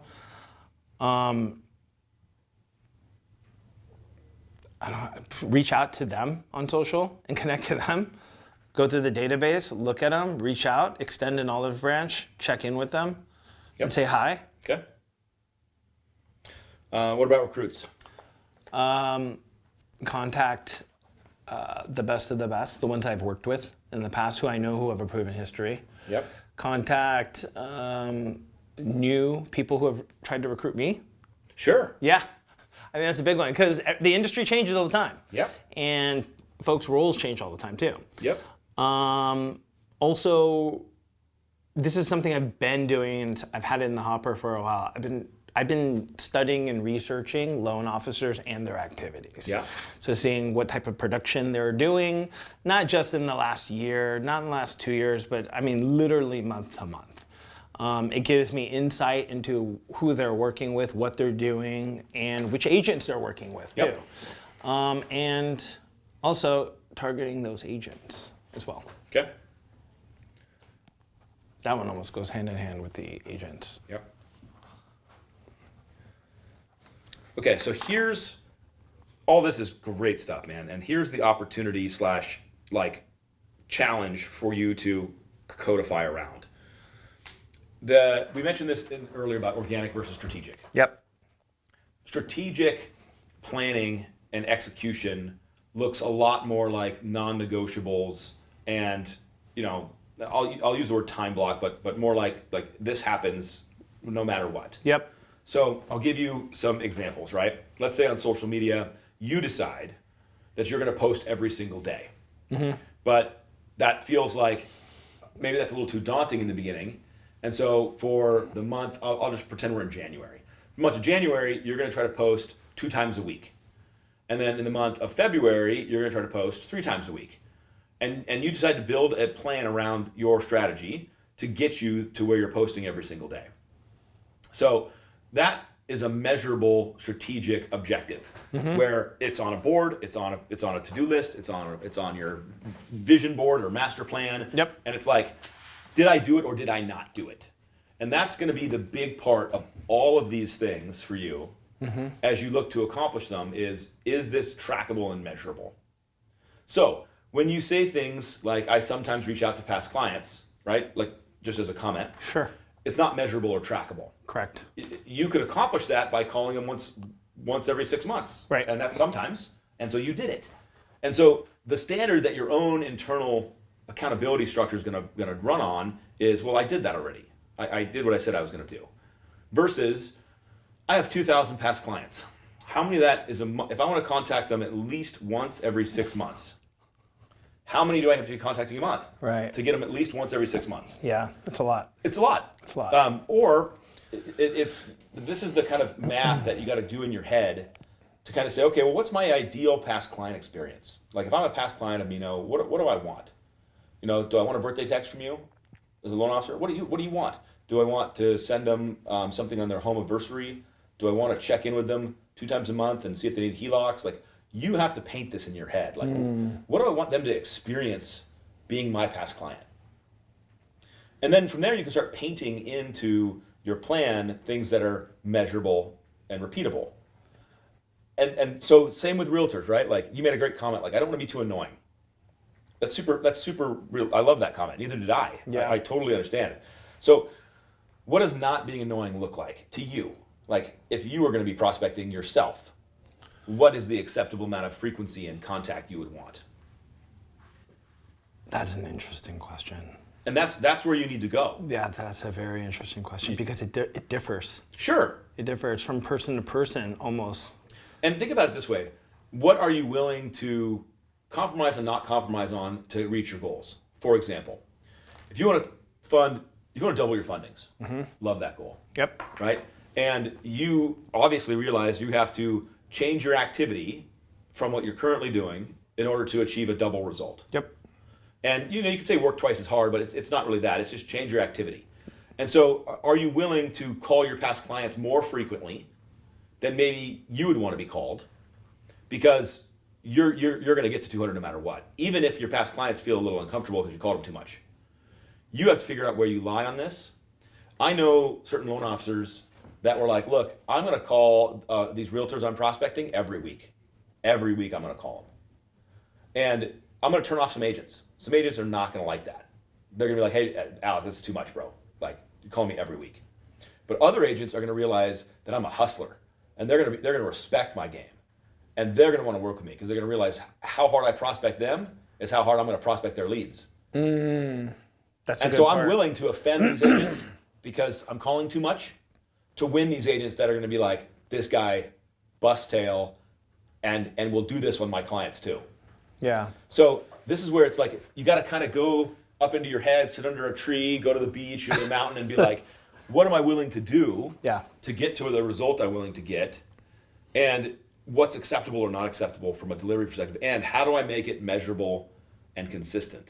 So this is where, especially as you're leading loan officers too, this is where everyone fails. They go, I want to do this. And most people can get to a number. I'm going to make this, I'm going to do this. And I'm like, great, okay. So how many leads did your 15 realtors last year give you? And then you're closing this year. Well, they gave me enough business to close 80 deals. And I got 20 from past customers and 20 from, it's like, okay. So you want to get to 200, you got to double, you got to get leads from somewhere else, or you got to double these leads. Right. So in order to get 15 more agents, to go from 15 to 30, how many times do you have to go prospect these agents to get 15 new ones? A lot. A lot. So this is the measurable and repeatable. Now, so let me bring this home in an anecdote. So I was taught, and I think this is accurate, that in order to get business from an agent, they're going to have to decide if they like you. And before they decide if they like you, they're going to have to know who you are in the marketplace. Yep. Once they know who you are, they're going to decide if they like you. And then if they decide if they like you, they're going to try to decide if they trust you. Because if they don't like you, they're never going to work with you. Yep. I mean, we know loan officers that get deals because they're likable. Yep. And they're terrible at loans. But they get deals because they're likable. We know these people. This is true. We're not naming names. It's true. It's true. But there's this progression of know you, like you, trust you. And with the 45 agents that you're kind of going after, that you want to prospect, how do you get them to know you? Frequency. And that's social. It's great. That's also face-to-face, right? Open houses, broker previews, events. That's also weekend pop-bys. That's also office drop-bys. Whatever you can do, call them if you're comfortable cold calling agents. I never was, so I had to try to figure out how to find them in the wild. Yeah. But in order to get from know you, like you, to trust you, you have to increase contact frequency. It's like dating. You're not getting married on one date. Right. You're going to have lots of calls, lots of texts, Yep. lots of dates before Yep. you decide if they know you, like you, trust you. So it's the same principle with agents. So again, back to you, zooming back down, every week, what are repeatable, measurable things that you're willing to put on the board to say that you're going to do no matter what this week? Does that make sense? It makes sense. So It makes a lot of the sense. craziest part about this, the superpower inside all this, is if you're willing to live it out loud. It's brutal, but if you live it inside and you hide it and you don't tell anybody what you're trying to do, then you can't possibly fail because nobody knows. Right. But if you're like, I'm going to fund 200 families next year, I'm going to put a thermometer on the board, and every time I fund a loan, I'm going to build this up, and I'm going to look at it every day, and anyone who walks by my office is going to look at it, and they're going to know if I'm on pace, behind, failing, or winning.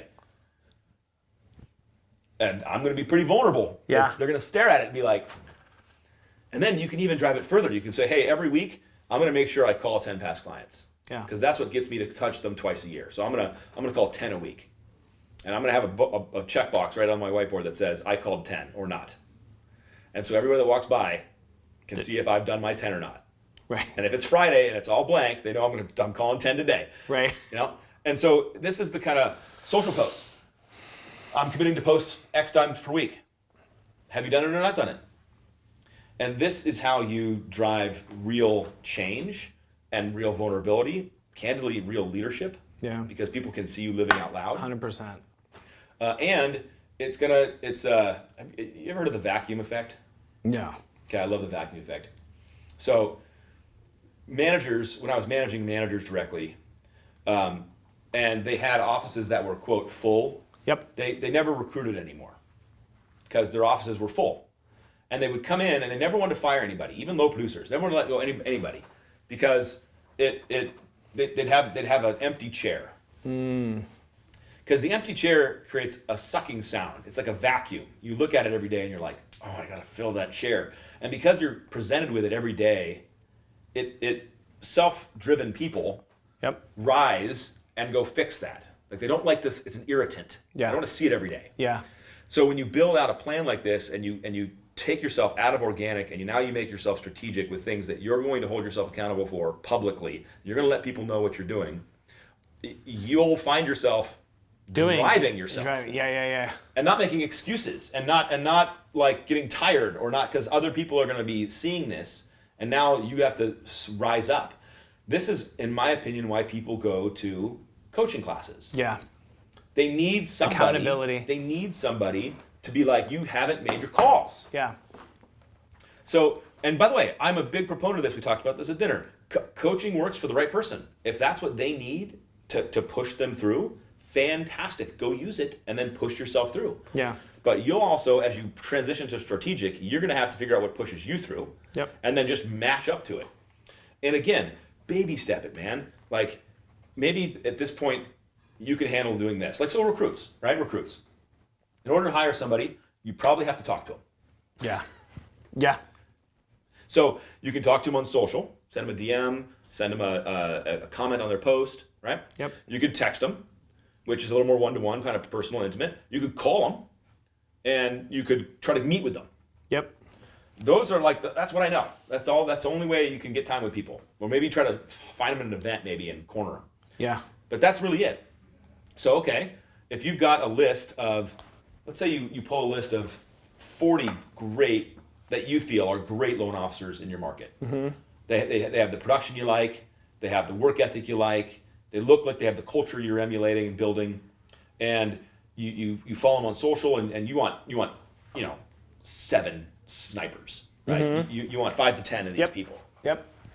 So you're going to have to get you from the know to the like to the trust phase with them as fast as possible. Mm-hmm. And the only way you do that is by showing up in their life as fast as possible.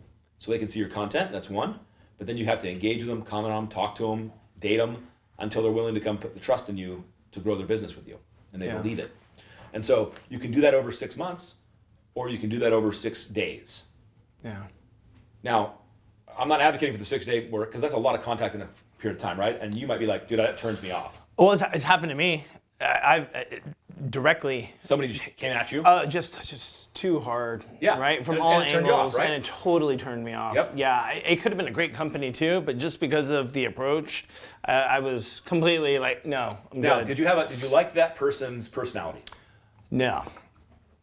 So I go did with not. me on this journey. Let's Okay. go on this journey. Okay. Let's say you did. I would have talked Could to they him. have called you more? 100%. So this is where you're going to find, for all these people, realtors you're prospecting, recruits you're going after, how much of yourself are you willing to be as early as you're willing to be it for them to decide if they like you or not? Because if they like you, they're going to take your call. Right. If you're not a threat to them, Right. if you're not bothering them, if they're enjoying talking to you, they're going to pick your call up. Right. If you're annoying them and they don't like you, then they're probably never going to come work for you. Yeah. And you can learn that in 6 days. That's true. So again, it's back to your willingness of like, how much are you going to put yourself out in all these areas to get the result you're wanting and as fast as you're wanting it. Does that make sense? Makes sense. And only you can figure that out. Oh yeah, I'm excited though. I can get started on that business plan right away. That's something I know is going to level me up. Something that I've been putting on the side. It's like, you know, you got to exercise. Yeah. But you don't do it. Yep. You know you should stop drinking, but you decide to have a drink. That's right. Yeah, it's the same. It's the same exact thing. And yeah. Social media, realtors, past clients, recruits, builder, all those categories are areas where you need to go, what is my non-negotiable strategic things I'm going to be doing each week to move that needle forward? Yep. And once you have those on a board, on a piece of paper, on a laminated card, on your a screensaver, now you can start to hold yourself accountable to it. And that's when you face the real adversity, which is you get busy. Phone calls come in. You know, a file has a problem. Someone who's on your team is unhappy and you have to solve that. Yeah. And that's where you'll find, and everyone finds, their level of capacity and their level of desire. Because when the excuses come, and they're real, like it's not bullshit. Sure. Client's calling you. You gotta deal with it. You know, do you not go out and make your dials that day or go out and see realtors because the client's blowing you up? You got to figure that out. So do all your loan officers. But this is what shows somebody who's willing to live non-negotiably towards their goals, and someone who's willing to make compromises towards their goals to handle the immediate problems and distractions. I can do that. Everyone can, and I will do that. well, so this is the best part. You get to let everybody know. Like, not just this stupid thing. Yes, they're right here. But let me give you an example. Yeah. Social media post tomorrow morning, I'm going to fund 200 loans next year. I can do that. Okay? And then imagine, like, every week you posted your results. That would be pretty fun. Well, I'm not saying that's living out loud, but my point is, like, And that's being how you let accountable, people though. know. So okay. So now we're talking about this. I have a question for you now. Yeah, go ahead. I said my piece. Okay. That's great. And I agree with you. And you can't commit to anything without a plan, without Yes. a goal, Yes. and without accountability, even if it's to yourself. Agreed. Okay.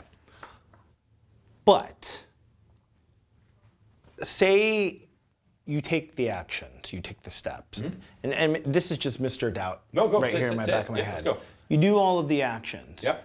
yet your results are not there. Yes. You're publicly putting it out there. Yes.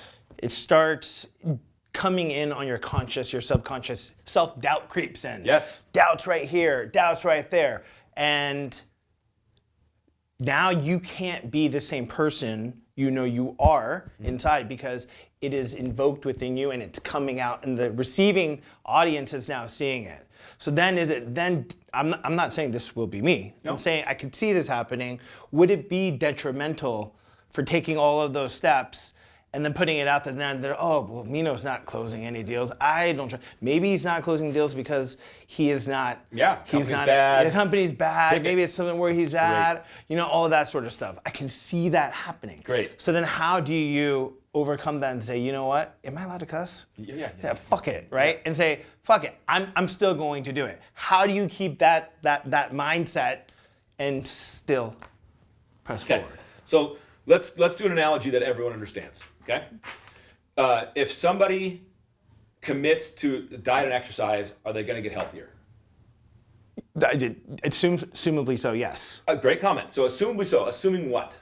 Assuming that they eat well and exercise well, but Yes. they could get hit by a car though. So I say, hey, I'm going to go on. I'm a full believer in calories in, calories out, and I'm going to make sure that my diet is less calories than my body needs, and so I'm going to lose weight. How do you feel about that? I feel good. Okay. All of my calories are Snickers bars. I don't feel good. My soul might feel good, but yeah. So this is a great example of, like, loan officers will say all the time, I need to be on social media. Yeah. And they're like, I need to be on social media. The same way Yes. people say, like, I need to diet and exercise. Like, they know it. Everyone knows it. People will say, I need to prospect realtors. Yep. I need to grow more relationships with realtors. And so everyone's like, agreed. So is there a good way to do that and a suboptimal and a bad way to do that? Yeah, absolutely. There's people that are good at it, people that are average at it, and people that are terrible at it. Yeah. Is that fair? That's very fair. So if you say, I want to fund 200 families and I want to recruit 10 great LOs and we're going to be this dynamic team. And so you go, and I believe I'm going to do that by this strategy, this strategy, this strategy, this strategy. And by the way, you can vet those strategies. You can vet it with other people. You can get feedback. You don't have to do this in an isolation tank. And so now you get, like, Alec gave you feedback. You know, Jeremy gave you feedback. You got, okay, and you feel like you got a good plan. You're set up for success. And then you start executing. And you start learning different things. And you start finding out that this isn't working. The Snickers bars isn't working. I'm not losing weight. It's like, okay, well, community, why is that not working? I'm posting videos every day. I'm calling my past customers. Why is this not working? And now we go, okay, well, what are you saying? Like what kind of videos are you making? What are you saying to your past clients?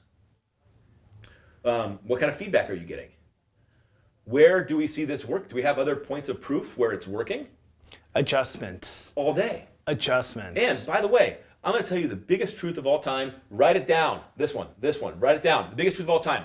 You living out loud and living your failures out loud and how you're adjusting and changing makes you a more attractive leader. Wow.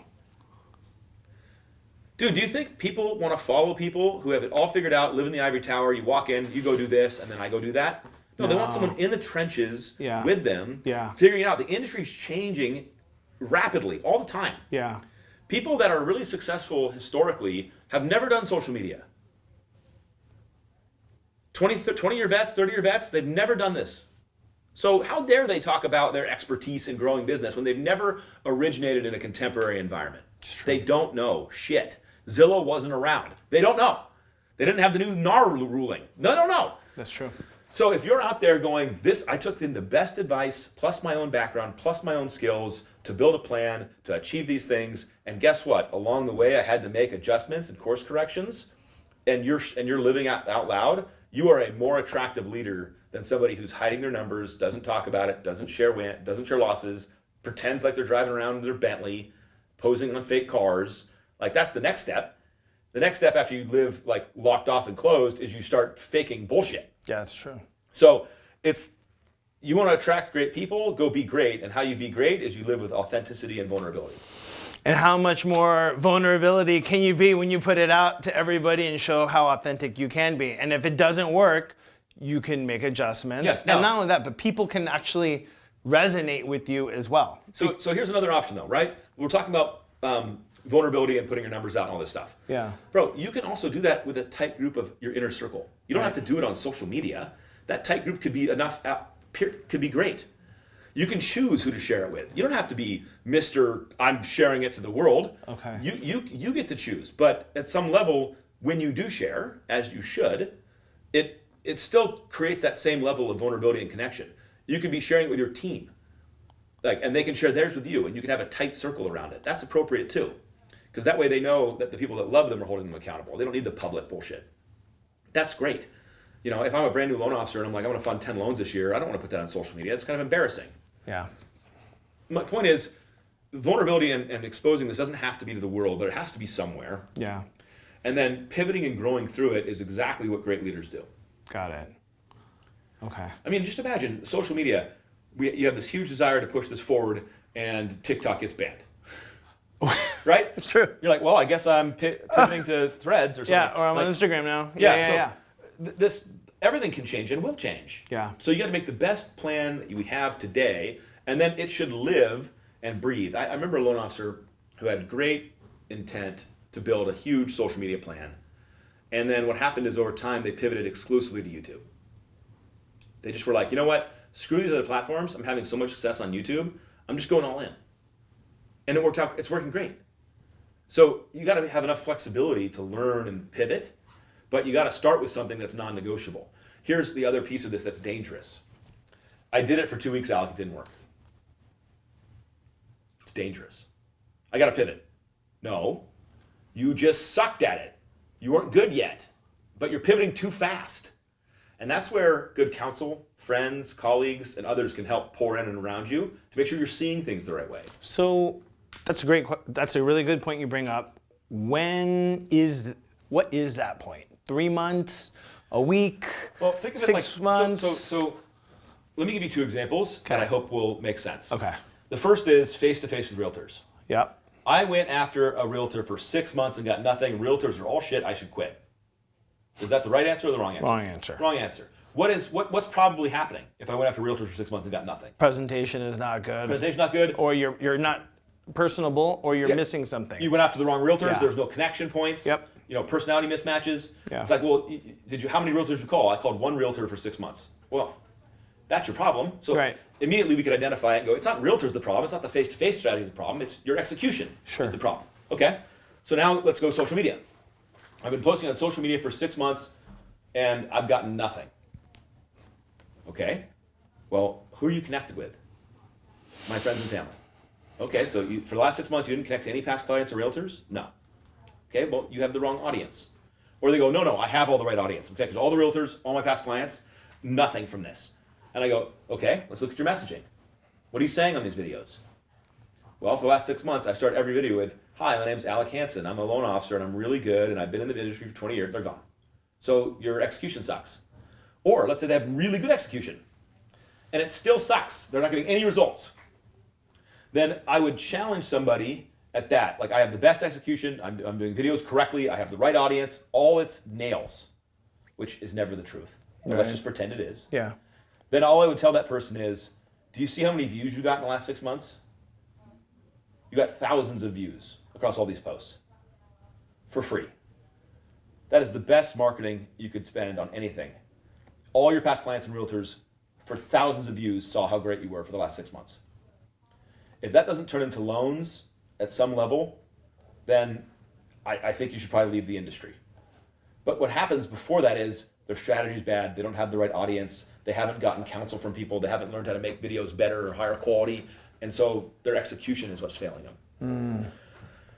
That's the example of pivoting inside these strategies. Right. People would say, I prospected realtors for 6 months. They're the worst. It never works. I've heard it. And I go, you're full of shit. I've heard it. Clearly, because if there's proof points out there that you can look at and go, it's clearly working. Yeah.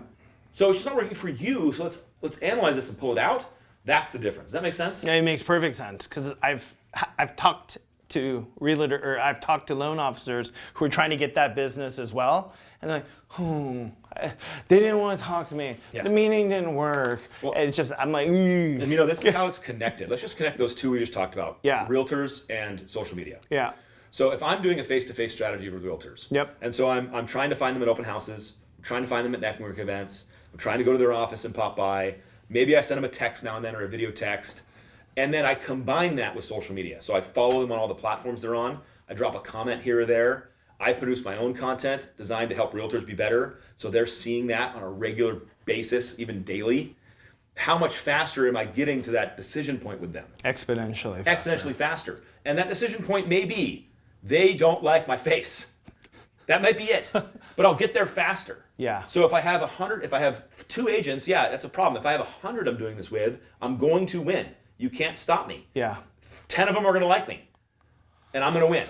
So that's what I'm talking about. These things are interconnected. It's like, well, no one responded to my video. Yeah, but they took a meeting with you, and you got a chance to prove yourself on a transaction because of the videos and the connection. It's all connected. Yeah. It's not isolated in one thing. Yeah, I agree. All right, so your objective right now is to take some of these notes and build out your plan of attack. Yep. So that you can have the level of competency that if someone goes, how are you going to do 200 loans next year and how are you going to hire 10 of the best loan officers in Northern California? You go, I have it right here. It's not a sometimes, it's not a guess, it's not a if I feel like it. This is my day and my week and my month to achieve this. And every time I'm going to watch it and monitor it in real time and I'm going to make adjustments to my strategy as I go through it, but nothing's going to stop me from hitting that number. I love that. Make sense? Makes perfect sense. Okay. Yes. Whew! We are flowing today, dude. Yeah, we are. All right. Next, we got to go get ready to make some content. You ready to make some content? Let's do it. Let's make some content. Let's go. All right, we're here. We're going to solve the age-old problem, the excuse of all excuses. I don't know what to say. You ever heard that excuse before? Yeah. From anybody? From yourself, maybe? From myself. Yeah. So, before we get into it, and actually what we're going to do is we're going to actually write real scripts through here that we're going to go film. So we're going to dive in on this stuff. So let's start with audience segmentation. Who are we talking to? Who would you like to make scripts for first? My realtor partners. Realtors. Great. Realtors. Realtors. Yeah. Okay? Now, what are some topics that realtors don't know about that has to do with lending or areas that would help them be more effective at their jobs? Being able to help their clients when a buy-side commission does not happen on a listing. I'm gonna give you more guidance, and then you can be like, first time. Oh, I can spell. First-time home buyers? Yeah, so they work with first-time home buyers, right? Yeah. What else do they work with? Referral part or Loan officers? loan officers? Okay. I'm Those? overthinking this. You Okay. are. Do they work with people? Do you work with anybody that buys second homes or vacation homes? Yes. A little bit, or Investors. investor? Okay. Yeah. Investor. What else? What are the type of clients they work with? Multi-unit? Sure. Multi-unit. Kind of. Okay, multi. Condos? Condos. Yeah. Down payment assistance? DPA. Yes. Any other like niche programs like renovation, reverse, anything like that? Renovation loans. Some reno? Yeah. Okay. Do they work with vets? A lot of vets. DA, baby. Okay. That's a I'm big gonna one. stop with this. That's a lot, right? That's a lot. Okay. So if a realtor is going to work with a first-time home buyer, what's something that a realtor should know about what first-time home buyers go through in order to get a loan? The application process? Sure. Process. Process. What else should they be equipped to know? What type of programs? Programs. Absolutely. What else should they know? I should let them know that I can educate them and explain to them what the programs Yeah, we'll are. get there. Okay. We'll get to educate. What else do do the they need to know? realtors need to know about the first-time homebuyer programs? Not just programs. Process, Talk about programs. process, programs. What else? What are topics that they need to know about? I'll feed you one, and then it'll help the rest. Okay. How a customer qualifies. Fair? Qualifications. Okay. But underneath qualifications, what are subcategories? Credit score, debt to Credit. income ratio, Yep. down payment, Yep. closing costs. Yep. Anything else? Loan to value, LTV, and I'll put appraisal, appraisal. right? Yep. Contingencies. Inspection. Oh, contingencies. Yeah. Yeah. What else? Underwriting process. Underwriting process, funding process, notary, signing, doc. All of it. And keys. That's a lot. Okay.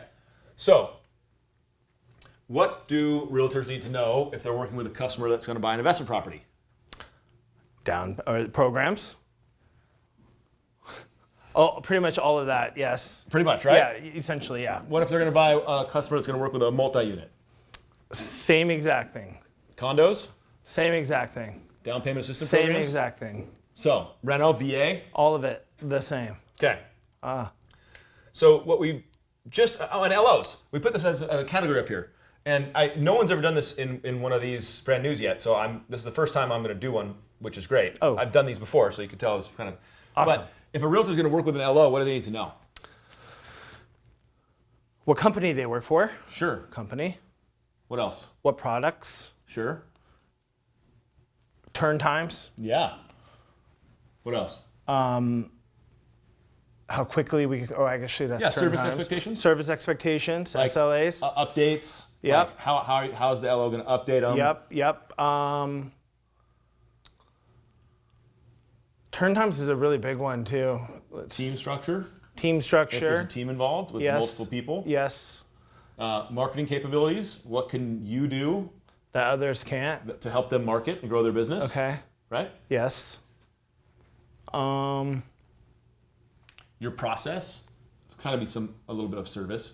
But, like how do you handle a lead and what do you do and how do you call them and how do you follow up and what are you committed to do for them? Communication. Communication. How do you communicate? Comms. Okay, pretty good. There's more. We could probably get there. Okay. I don't want to waste time in real time. Yeah. But right now we came up with 1, 2, 3, 4, 5, 6, 7, 8, 9, 10, 11, 12, 13, 14, 15, 16 times 2 times 3 times 4 times 5 times 6 times 7. So 16 times 7 topics plus all these in, clock me, 4 minutes, 3 minutes. So what is that, 100 topics, 70 something topics in 4 minutes?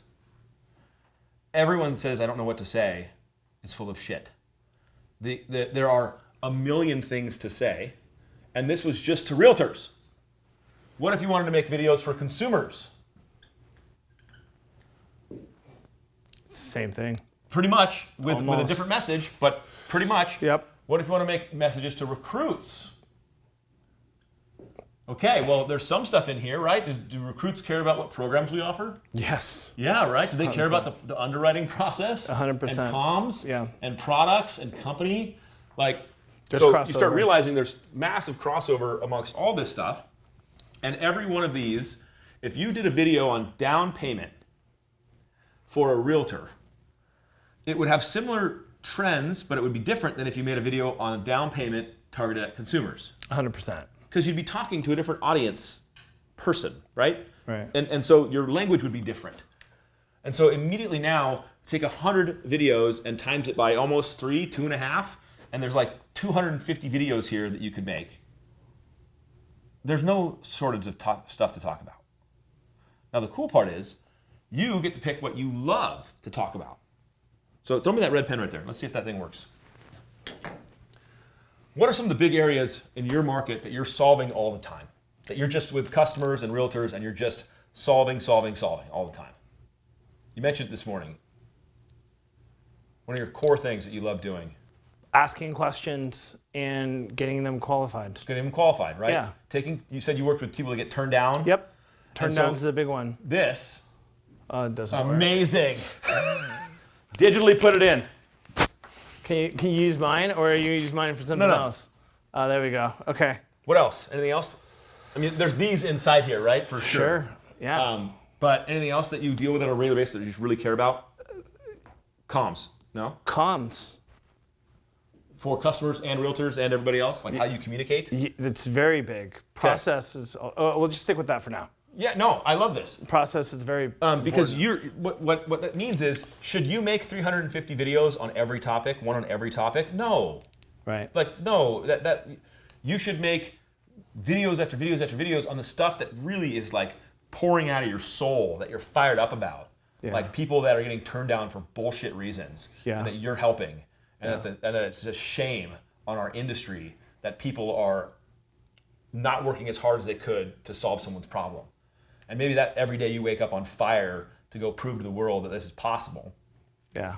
And that's what you're going to focus a lot of your content on, because that's what you care about right now. Since you talked about passion, Yeah. can we circle that one too? Yeah. Oh, absolutely. Like that's a big one for me because 36% of my clientele is right here. Yeah. And so what's a topic under VA that just fires you up?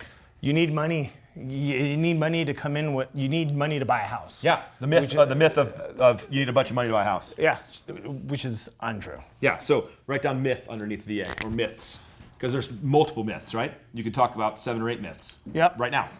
So this, like, I have a little book, and it's a content book, and I carried it around with me for a long time because as I was solving problems in real time, whether it was talking to recruits, managing people problems, brainstorming with LOs how to get more deals, I realized everything I was doing in real time was content. That's You just have a moment? You should. that's Here's the big. moment. That is big. Yes. So let's do a real life example, right? What's a loan you just solved a problem for? Do you recall one? Yeah. What was it? It was a VA loan. Okay. And they needed closing cost credits Yep. to close on the home because they didn't have enough money. Got it. So typically, 4% is the general rule of thumb that most people think you can get as a closing cost concession, but that's not true. You could also pay down debt from the seller with the credits, Yep. not just allocate them towards the closing cost. Okay. We took the 4%, we bought down the rate, we used it for the closing costs, but then we also took a little bit more from the seller whose house was on the market. Who was willing to do it? Who Willing was seller? totally willing to do Yeah, it. of course. To do it, and we got them qualified. But most folks would have said, oh no. Most other lenders would have said, we cap them at 4%, that's it, can't So- get it done, move on. That's easily a piece of content. Could be more. You can tell a story multiple times. Yeah, So you're living the content. So not only do you have historical knowledge to make content, yeah, because you know the answers to all these things, yeah. but you're living the content that you can make videos on. There's no excuse. I think what happens in general is that most of us will think that because it's our everyday stuff that we do, we don't think it's significant. No. Until we really look back and like, actually, you know what? How many veterans out there know that they can get seller concessions to pay off debt to get their DTI in line? I'd say None. So you solved it for one person, but there's a million vets that you could be solving this for. Right. And so the ability for you to solve this in real time, have the awareness that now if I don't have time to film this right now, I should just take out my little book or pull up my spreadsheet and I should write it down into my content log.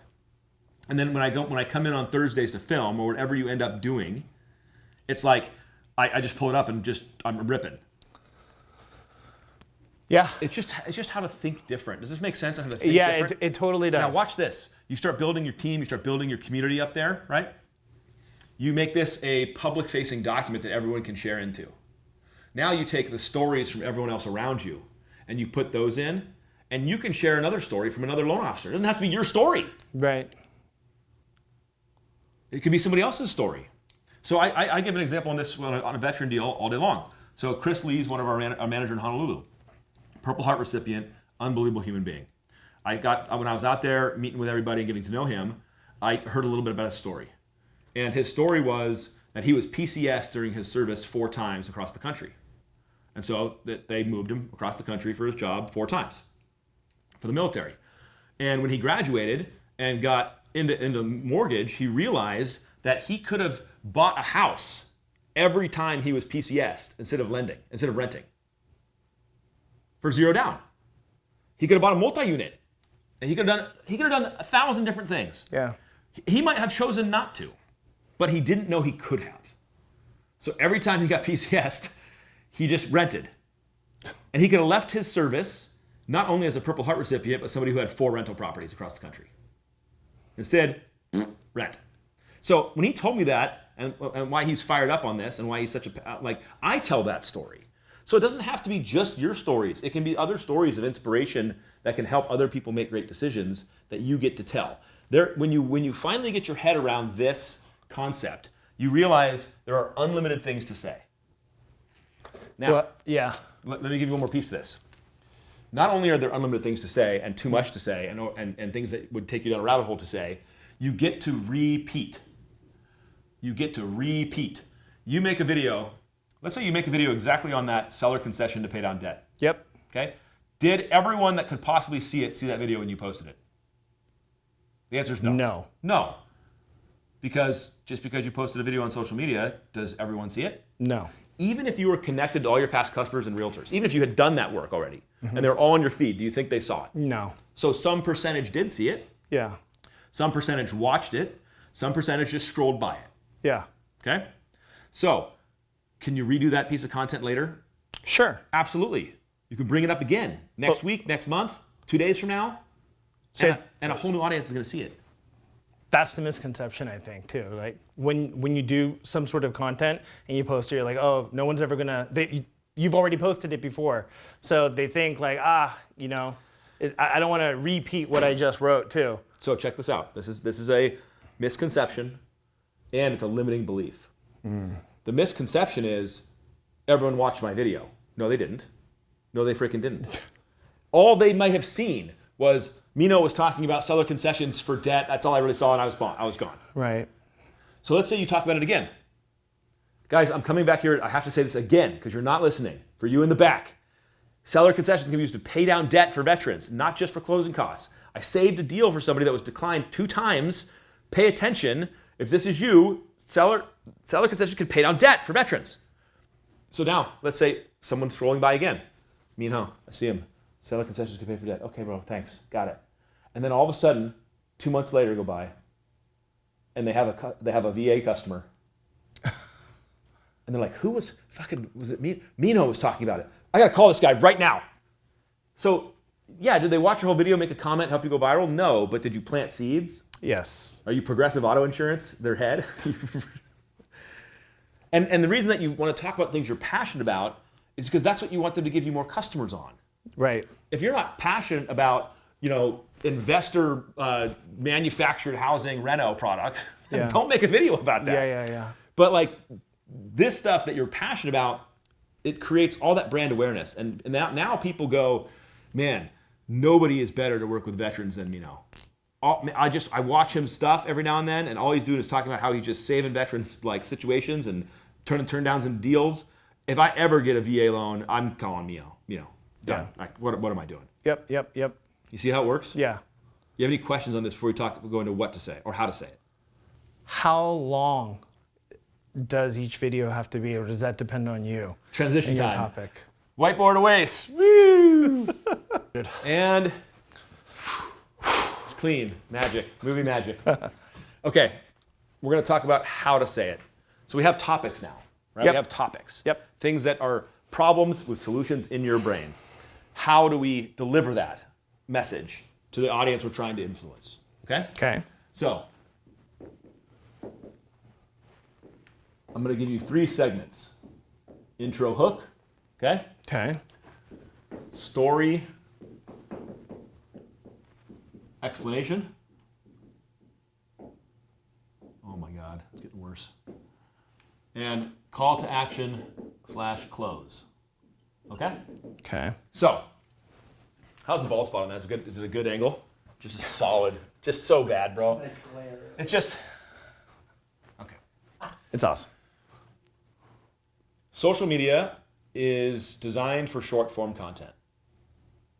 It's built, the TikTokification of social media is real. People's attention spans are very small. Yep. They don't want to watch long form content. We're not talking YouTube. And you need to capture their attention Quick. in the first sentence with what we call our intro or our hook. Okay? Okay. So, you see these rookie mistakes all the time. People introduce themselves. They validate who they are and what they do. They talk about their years of experience and how good they look. And by then, before they even talk about what they're there to talk about, the person's already gone. Gone. So, don't do that in social media. Instead, tell the audience who you're speaking to. Okay? So, who are you speaking to? Because if it's not them, let them scroll. Right? And what you're trying to help them with. Warn them of, encourage them against, prepare them for, give it to me in the first sentence. So, let's just go ahead and use your seller concession video. Okay. Okay? So our topic right here, who do you want to make this video to? Veterans. Active Active veterans. active duty military. Active military. Active military. Yep. Okay. And what is their problem that you're trying to solve? Qualifying for a mortgage Okay. using cash from the seller to pay off debt. Okay? So using closing incentives. Yeah. Using closing incentives to pay off debt to qualify to purchase a home. So that's the explanation, Okay. right? Yes. That's your solution. Yes. Is we're going to use seller incentive to pay down your closing costs and some of your debt Yeah. to help you buy a home with qualify. with Zero. very little money out of pocket. Yes. Right? Yes. So what do you want to tell them? You're sitting across from me, I'm an active vet, and I'm like, I'm never going to buy a home, bro. What do you want to fucking tell me?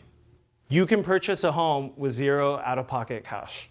You Okay. can purchase a home with zero out-of-pocket money. Make it more aggressive. You can purchase a home. Don't just yell at me. I'm coming for you. No. Okay, you can purchase a home with zero out-of-pocket.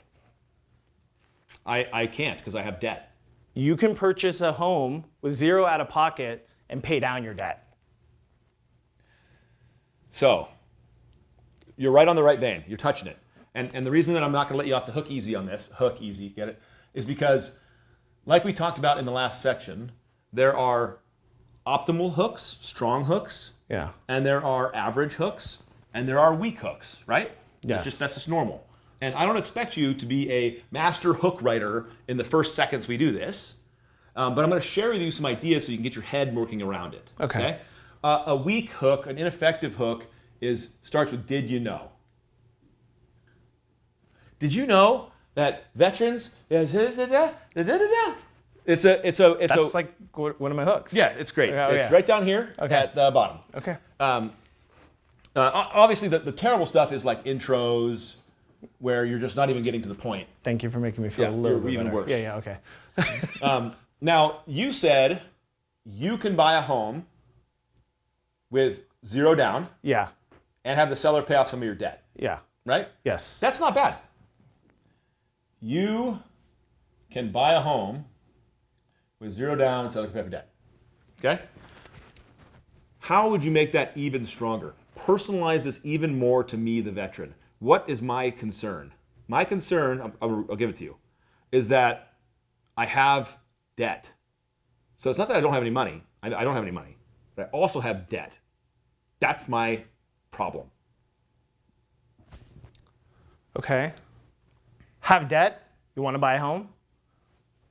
Yeah? Let me show you how. Okay. You didn't address the fact that I don't have any money, but you're closer. Okay. Have debt. Want to buy a home and have 0 money in the bank? Let me show you how. Okay, good. Have debt, question mark. Now, the one thing that we're excluding in here that we haven't got to is you haven't addressed the audience. I have debt, it's student loans, and I live in my parents' basement. So I'm now listening, but I'm the wrong audience. Okay. Does that make sense? Yeah. So how would you change that? So I don't want to make it just active duty. Okay.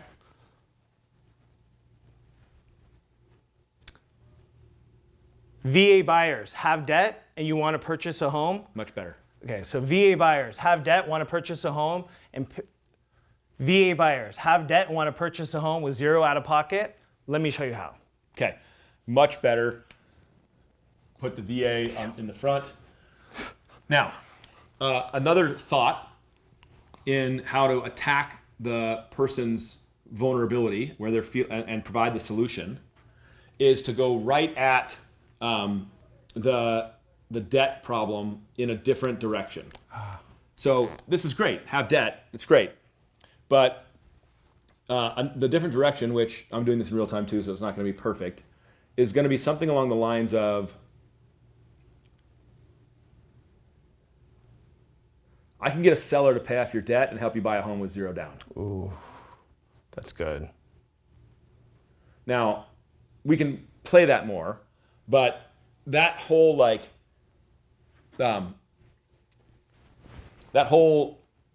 because I'm answering the problem of have debt. I'm actually giving them the solution in the first sentence. So I'm not just asking if they have debt. I'm assuming they have debt because that's my audience, debt, and I'm telling them right in the first sentence that I can have a seller buy that, pay off your debt, and help you buy a home with 0 out of pocket. Okay. So you could start something with like veterans. I can have a seller pay off your debt, or veterans. I can help you get a seller to pay off your debt and help you buy a home with 0 out of pocket.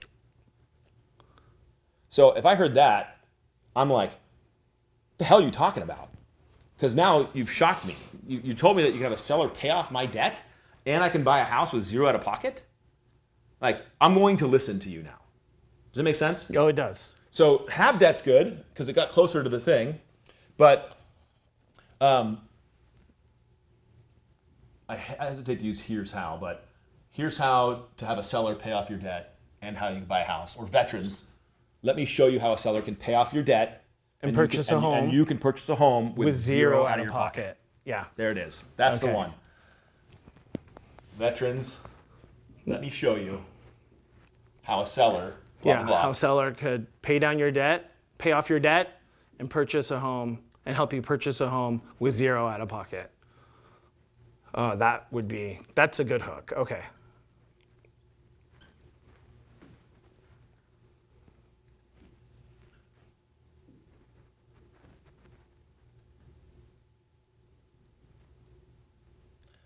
Now, honestly, it's a little long. What I would do is I try to keep tightening it. Yep. But do you see directionally how? Hi, my name's Alec Hanson, Yep. I'm a great loan officer. Or did you know that this can happen to you can to have debt to veterans? Let me show you how you can seller pay off your debt, and I can help you buy a home with 0 down or 0 out of pocket right now. Yeah. is like, oh shit, I'm in. Tell me. Make sense? Yeah. Okay, so that's the one we're going to go with here. Now let's move off to this. Okay, now we have to have a transition. The script, the hook is the only thing we're going to script today. That's it. We're going to script the hook, and then the rest is going to be just you free flowing on camera. So, but there's a method to the madness here. Okay? Yeah. So, a transition line is Let me tell you a story. let me explain. Yep. Yep. Let me tell you a story. Listen up. You know, some kind of like natural way you would refocus someone's attention who just heard this thing. Yep. Okay? Grab a pen and paper, write this down. Yep. And now we want to bullet What the happened? things you want to say. Yep. Okay? Okay. So what are the 3 bullets? Or 2 or whatever. What are the points here you want to make?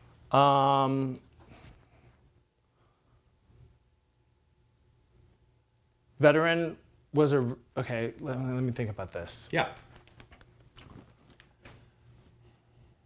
They were originally declined by another lender. Okay. Originally so declined. Original decline Yep. for debt to income ratio, right? Yep. Decline Debt to income for ratio. debt to income ratio. Did not have enough cash. No cash to pay off debt. Yep. Yep. They thought there was no. Oh, so then closing cost credit. The solution was closing cost credit from the seller to do both.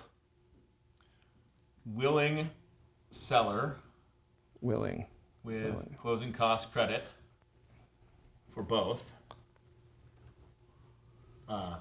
And why didn't they do that on the first deal that was declined? Because the first loan originator did not know that sellers could pay off VA or veterans debt. Yep. Done. Yeah, So that's it. So flow me. Let's do it. Just talk me through this, and you can stare at the notes. Yeah. Veterans. Let me show you Veterans. how- yeah. Veterans. Let me show you how to pay off your debt and purchase a home with zero out of pocket. Okay. I recently had a client who was declined from another lender because their debt to income ratio was too high. Also, they didn't have the cash to pay down their debt or use for closing costs because they were told from the other lender that their max closing cost concessions were 4%, which is untrue. Actually, 4% is the max. However, a seller can pay down debt in addition to that 4%. And that's how we got this veteran into a home. Have more questions? Just let me know. Have more questions? Just let me know. And then just like this. So that's 100% right. So the last thing I'll give you on this, and then we're going to write 3 or 4 more of these, Okay. and then we're going to go film, is you don't always have to have a call to action. That's my only thing on the end. You can definitely say, let me know. It's a tagline for you. You Yeah. should say it as often as you can. Yeah. But you But also, it is a waste, though, too. sometimes you just might feel like, I've just been telling people to call me forever. Like, you might be annoyed with yourself because it just feels like, let me know. In which case, you can say things like, because the yellow didn't do it, it's important who you work with. Oh, that's good. In our industry today, it's Who you really- work- it's who you really- work with with matters. matters. And if this can help somebody, forward this video to a vet. So you didn't say call me.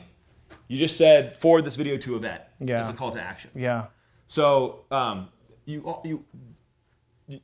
just want you to hear that from me so that you get more optionality I like in how that, though. in how you land the ship. I like that. Make sense? Yeah, it makes perfect sense. All right. So you ready to make a couple more of these? Sure. Okay. Give me a topic.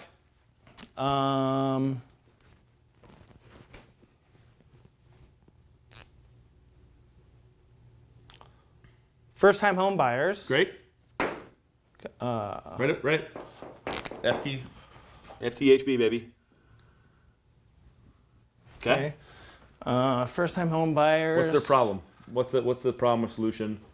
What do they not know? What are you solving problems for every day?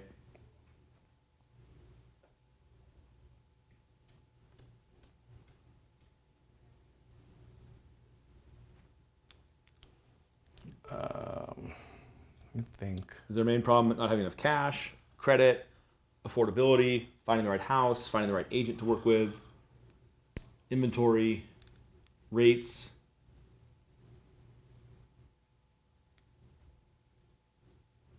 Actually, let's take away first-time home buyer for now. Okay, you're in charge. Sorry. Let's go. Let's go with.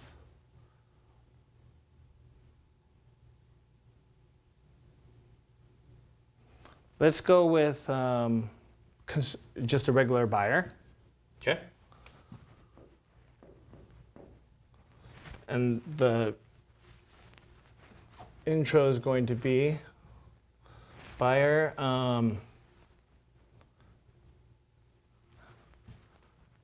I don't know how high it's going to be on the list. Say it out loud. Say it out loud first. Having a hard time getting your offer accepted. Okay. So that's a middle of the road thing. Okay. Because they may or may not be. Okay. So what's the solution though? What's your solution for someone who's having a hard time getting their offer accepted? To waive their loan contingency. To get conditionally approved and waive their loan contingency and close in a short amount of time. Here's why waiving your loan contingency could be the best decision you've ever made. Oh, gosh. Hold on. Okay, it sounds better. Well, so waiving your loan contingency sounds like a problem. It does sound like a problem. And so but it's not. It's scary. Yes. And so you flip it on its head. And you tell them why they should waive their loan contingency. Now they're going to be like, oh my God, I was told never to do this. It sounds like a huge mistake. So here's why waiving your loan contingency to get your deal accepted could be the best decision you ever make. Do you see it? Yes. Now, I don't expect you to have, like I've been doing this now for 10 episodes and for years of my life. So I started here and I'm a little better, right? Okay. Because of repetition. Yeah. But this is where you'll go get, and by the way, just because you don't have the perfect hook doesn't mean you shouldn't make the video. That's bullshit. That's an excuse. Don't ever become that person who's like, my hook's not good enough. Shut up, make the video, move on. But over time, you'll get better at it. So do you like that hook, or do you want to tweak it a little bit?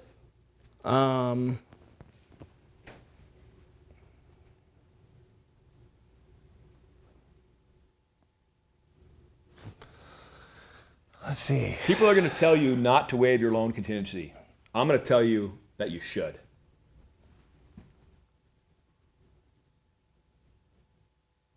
I like that too. I think I can. What's your hesitation though? What are you trying to pull out? Something more. I'm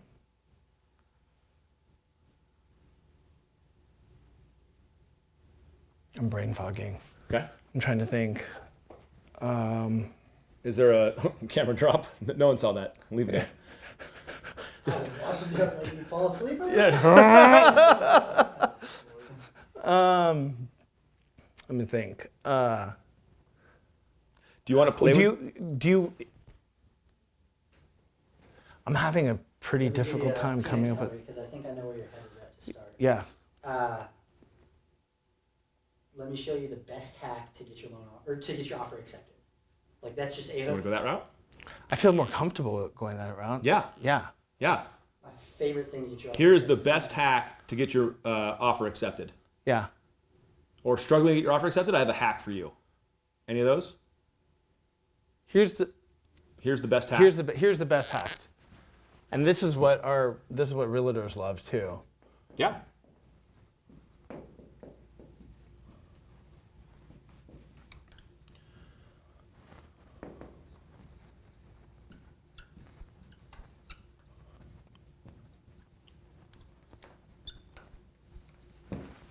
So the only small limitation that we have put on ourselves here is we didn't address our audience.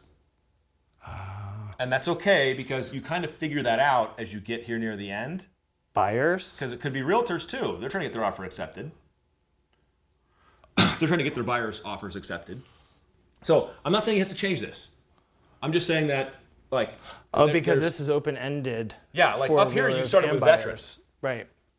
And I'm not saying you have to start every video with home buyers or potential home buyers. Mm-hmm. But I'm just making the comment so you see it. Yeah. So, okay, let's go here. What are the bullets? Um, Talk to me like you just without scripting it. I had a Read this and then talk to me. Here's the best hack in getting your offer accepted. I had a client with excellent credit submit an offer multiple times and not get their offer accepted because they had a 15-day loan contingency. No one told them to get pre-underwritten first with an underwriter and get conditionally approved. And because we were able to do that, we were able to waive our loan contingency and change the 30-day close to a 21-day close. And we were able to close on time, and he was able to purchase the home. Fucking done. See, he's not even need to bullet these things. He's gonna speak. Done. Alec's I mean, face is right here in the one I'm talking to. Yeah. That's perfect. okay. Next, you crushed it. That's it. I mean, that's it. Once you kind of got the hook, the rest you know. The rest you know what to say. Right. And it's just you talking. Right. It's just you telling stories. I know, it's like nerve-wracking up here. I don't know Well, just what wait it till the is. camera's on and the lights are on. It'll be a lot worse. I think this is tough now. Okay. Okay, Okay. let's go. Who else do you want to talk about? You want to do recruits? You want to do more realtors? You want to do more buyers? You want to talk about like big obstacles in the marketplace? You want to talk about how to understand where interest rates are going? What are you solving every day? What are your customers concerned about? Or maybe good stuff like rates are coming down and you have a bunch of VA IRRRLs happening right now. No, I do have a bunch of VA IRRRLs. Okay, let's make a video to veterans then. IRRRLs. Do they know what IRRRLs are? Don't say they do because they do not. They don't. No. He almost said they do. Yeah, they know what IRRRLs are. Oh, really? Our hook for this was adding a Chewbacca mask, and we said, "View." It was great. Okay, VA IRRRLs. You want to put on a Chewbacca mask? And say VA. That's it. That'll catch attention. Okay. What's your hook? Now, before you do this one, I want you to write a couple different ones here because I want you to practice different angles. Okay. Okay? There are scare tactic hooks Yes. that can look very clickbaity, and that some people don't like these, but they're useful because if you're warning somebody about something, that's good to know, right? Okay. So you can do things that are super positive, or you can do things that are a little bit like, I'm warning you, you're going to fuck up if you do this wrong. And both those things are attention grabbing. So is there one you would make here that would be negative centric? Yes. What is it? A loan officer fucking it up when they're structuring the interest rate reduction loan. Yeah. I think that's one. I think doing a VA IRRRL too soon may cost the borrower more money. Yeah. Too. They might be doing it too soon, too early in advance. I think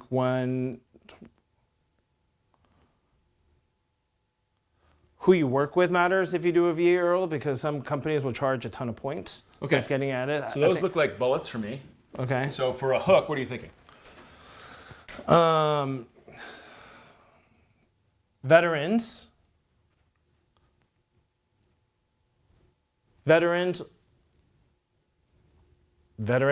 beware. I almost want to say veterans be careful who you work with when doing an IRRRL.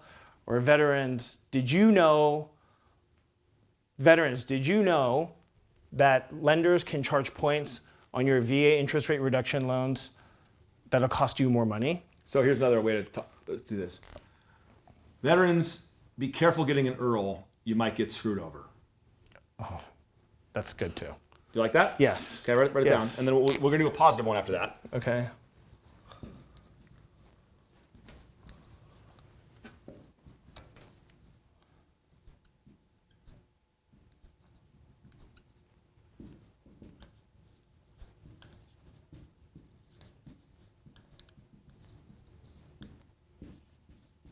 Can't say fucked.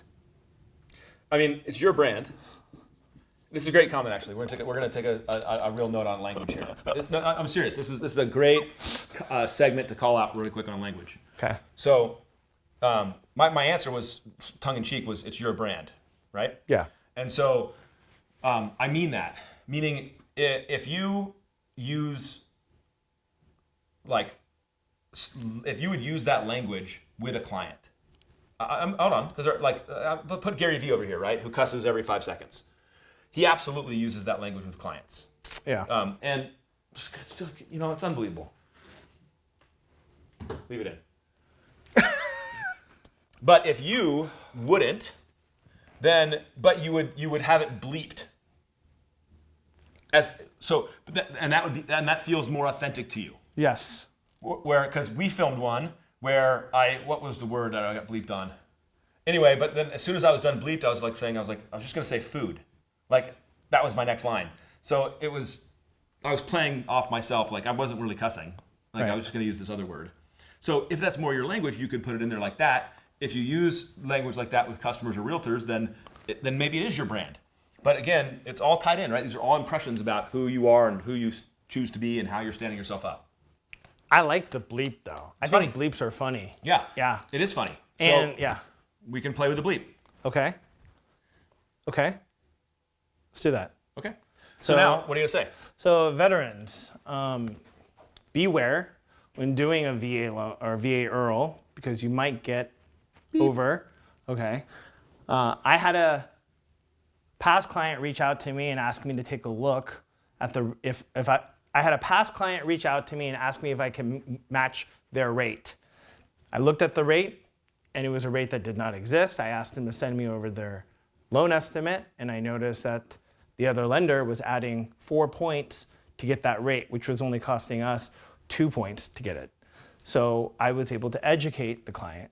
If they didn't bring that to my attention, they would have increased their loan amount and wasted money. Don't get over. Let me know. Let me. Yeah. So when in doubt, or It's great. give me a call, something like that. Now, let's do one more for VA IRLs. Okay. And I want you to flip this, and I want you to do it towards a veteran who has no idea what that IRL thing means. Okay. I don't even know what this means. Because remember, you used it in this language, Yeah. and that's one of the areas we have to be careful because I'm assuming. you're assuming they know. Yeah. But a veteran who bought their first home last year and has never refinanced, Yep. they don't know what this word is. Yep. So what would you say is a hook for this? Have you heard of an interest rate reduction loan? Veterans, have you heard of an interest rate reduction loan? Yeah, I'm just bored. Okay. You bored me.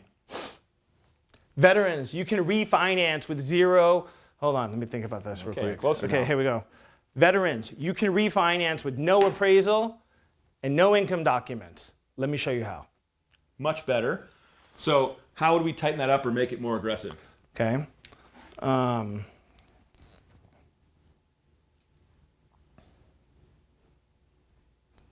Veterans, let me show you. No. Veterans, did you know you can refinance? Veterans, interest rate. Good. Wrestle around with it. Let me We'll get it think.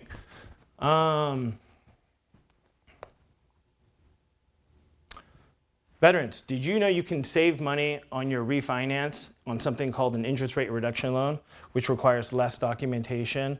I could hear myself. It's going so long. I just scrolled off. I was gone. Yeah. Okay. So let's go back. Veterans, What are the benefits of an IRL? The benefits are no appraisal, so you save money, Yep. and less income documentation. Close quicker. Okay. So if you're going to tell somebody that they can close quicker, no income docs, and no appraisal costs, okay, you're giving them time and money back in their life Yes. for very little hassle. Yes. Okay. So that's what we want to communicate within the first sentence.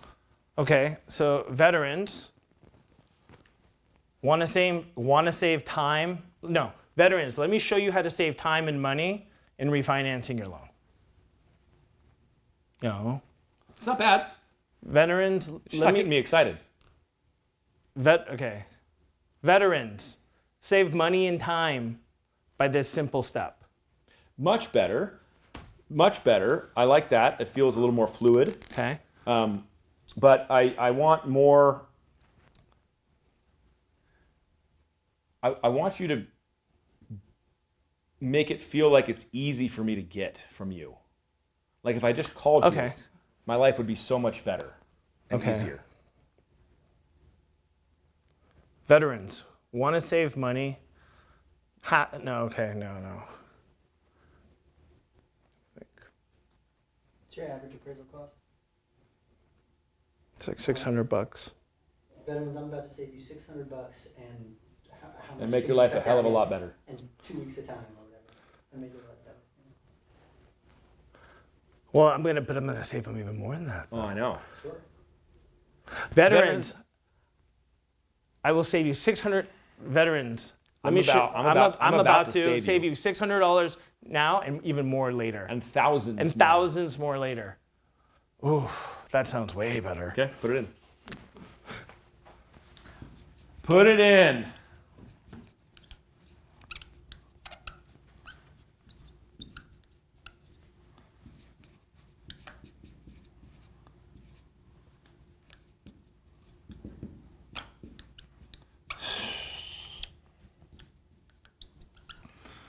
Question. Yep. Are we filming? Yeah, the whole time. Okay. They edited a bunch of the dead space out. Oh, you will edit the dead space out. So, No, this is just gonna be a 6-hour. so when they're at the end of the month, we release a director's cut, uncut the whole thing. At the end of the month. Yeah, The whole video. the whole thing. It's all of it. All of this. Someone can watch you the whole way through, baby. Oh gosh. Okay. All right. What do you say next? Veterans, I'm about to show you. Veterans, I'm about to save you $600 now and thousands later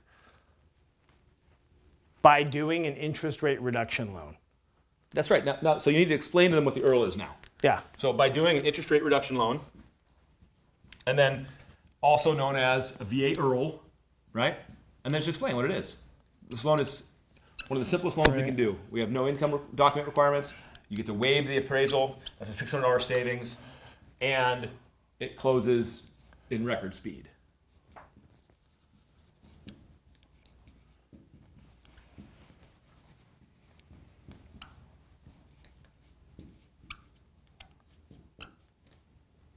Cool? Let me know. I'm serious. That's a great call to action. Standing in front of the camera. Okay. All right, we're gonna do one more for recruits now. Okay. And then we're gonna go film. All right. So we'll kind of fall over here because we get this is our space to work with. Sure. What is a topic that, in your opinion, is really important for recruits to know? And here's how I would tell you to start thinking about this. Okay? When somebody's going to consider moving companies, they normally have some boxes they want to check to make sure that the place they're going to go gives them the advantages they're looking for or solves a pain point they have currently, etc. Is that fair? You would agree with that? So, just for now, write down some of the boxes that someone's would check. What's the vetting process they would go through to make sure that they really understood where they were going to go? I sound like a broken record. I want to say pricing, Absolutely. right? Yep. They got to make sure pricing's right. Yep. What else? I think what's really Please. important is the point of sale system. Great tech. POS/tech. Agreed. Remember that video you're going to do on how to do multiple pricing scenarios?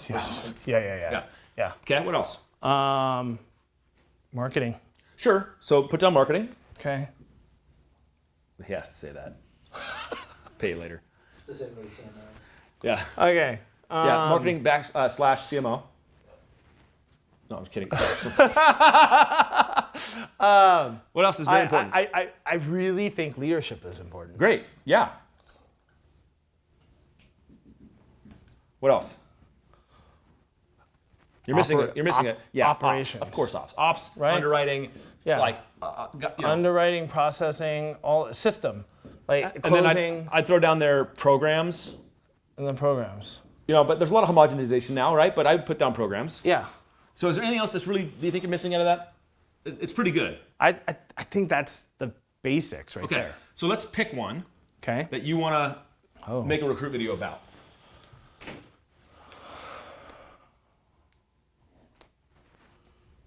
Mellow. Great. Okay. So, audience is other LOs. We know that, LOs. Yep. What is our intro hook? What's their pain point? Loan originators. Loan originators, how long is it taking to pre-qualify one of your, no, hold on. I got it. Okay.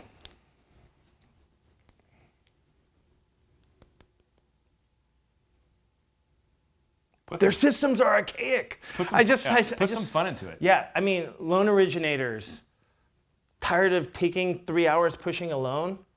Want to simplify in 30 seconds? Let me show you how.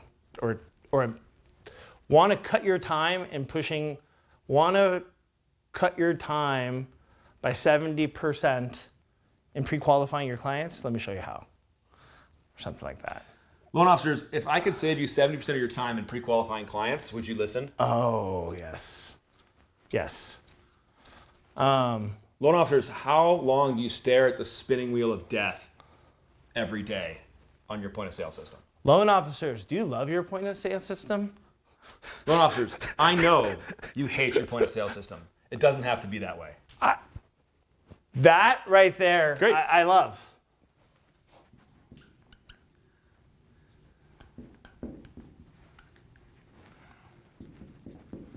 I know.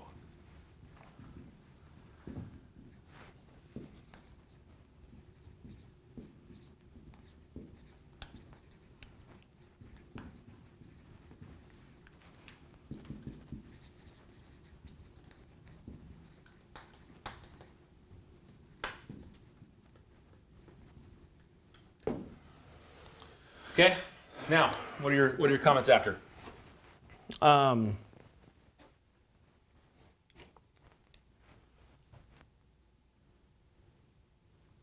me give you some food for thought.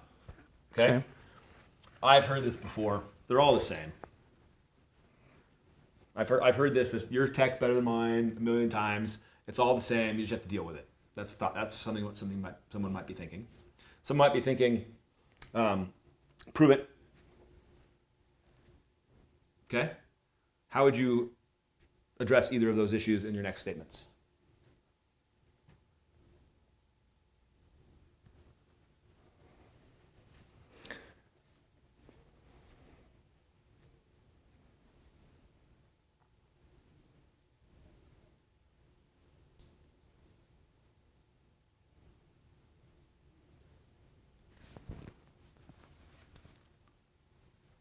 I don't know how to do it without doing a comparison. Now that I'm thinking about it. I'll walk you forward to the line on this one. Okay. Loan officers, I know you hate your point of sale system. It doesn't have to be that way. And the reason I know you hate your point of sale system is because I'm you. And I've worked in multiple point of sale systems. And I've sat inside a system that I will not name called Encompass. and I can tell you, like, culture aside, great company aside, great people aside, the Meinoh platform performs 70% faster than Encompass today. And look, I'm just telling you the truth. I know because I've done it. Yeah. And if you want to see the other side of this world, I give you a free demo anytime. It can be anonymous. You can come watch it out. But I know from personal experience, and that's what I'm here to tell you. But that's funny. I've done that, but now that I'm on the spot, I feel like I can't create it. But I have talked to loan officers that way.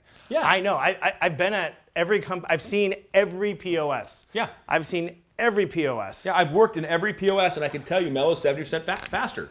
And you don't have to take my word for it. You can have a free anonymous demo anytime. And we'll just show you. Now, I get it. It's probably not the best decision to just move a company just because the POS is better, but it helps. Something like that, right? Like I'm trying to give them something back. Yeah. Fairway, you're great, but Encompass blows, and you know it, and we all know it.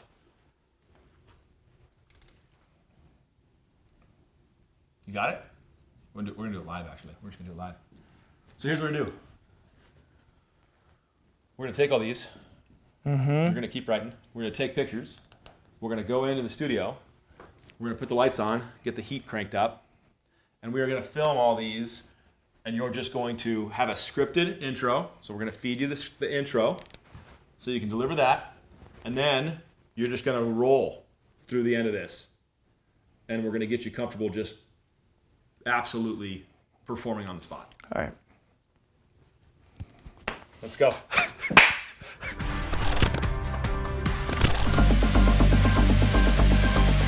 This is your center right here. Your hands come into play. You can have you can do big expressions.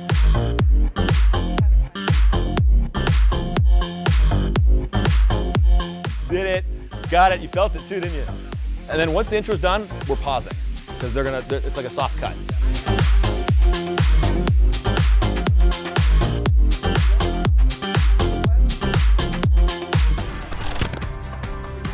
Here we go, dude. You did it. And what I mean by you did it is that you stumbled forward, no matter what, baby stepping it through the day. How are you? Are you tired? I am. I'm more mentally tired. Yeah. You know, I think you really put me out of my shell on this one compared to my traditional filming. And I mean, I've learned a lot. But yeah, I'm exhausted. All right, so in our little debrief here at the end, what has stood out to you so far today? My main takeaways: to be your authentic self. Mm-hmm. It's a real big one. Number 2, there's an unlimited amount of content. Unlimited. In fact, after we get out of here, as beat as I say I am, I'm gonna make a quick video. And then number 3, knowing what the personal brand is that I want to do for myself, staying true to myself, and reaching out to the clients that I want to reach out to, and also, I just learned a lot about myself. Good. Yeah, which is Good. pretty wild because Good. I thought I was going to learn about marketing, but marketing is You. 100%. Yeah. What questions do you have before I drill you on other stuff? What questions do you have from today? What do you want to talk through? You've been doing this for a long time, and one of the questions I had for you was, for anybody who wants to get on social and want to have a social presence, how do you determine the difference? Okay, there's a 2-part question. Number 1, how can you help how can you prevent the negativity from happening on your For You page, and even just the haters out there that are hating on your stuff? You kind of touched up on that earlier when we talked, but how do you handle staying focused and positive while creating content and doing your job?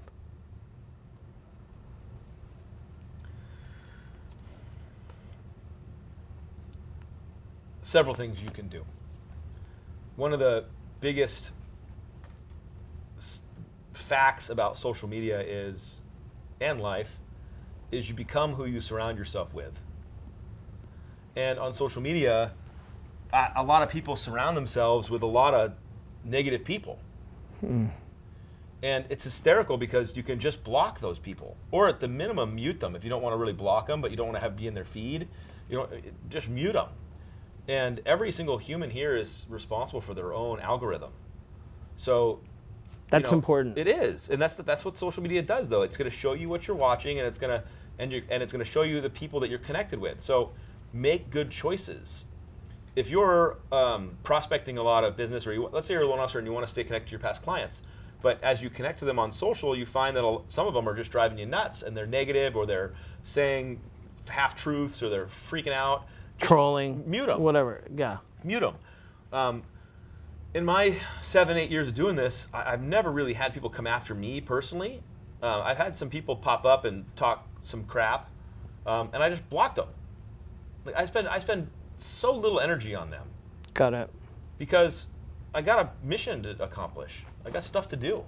Part 2. What about I'm putting in a lot of work, but I'm not getting enough likes? Yeah, vanity metrics and all that stuff. Yeah, the data metrics. How do we stay positive in something like that? It's not positivity that matters, it's commitment that matters. Let me explain. Did you ever go out to a realtor open house and just drop off flyers or their offices? Yes.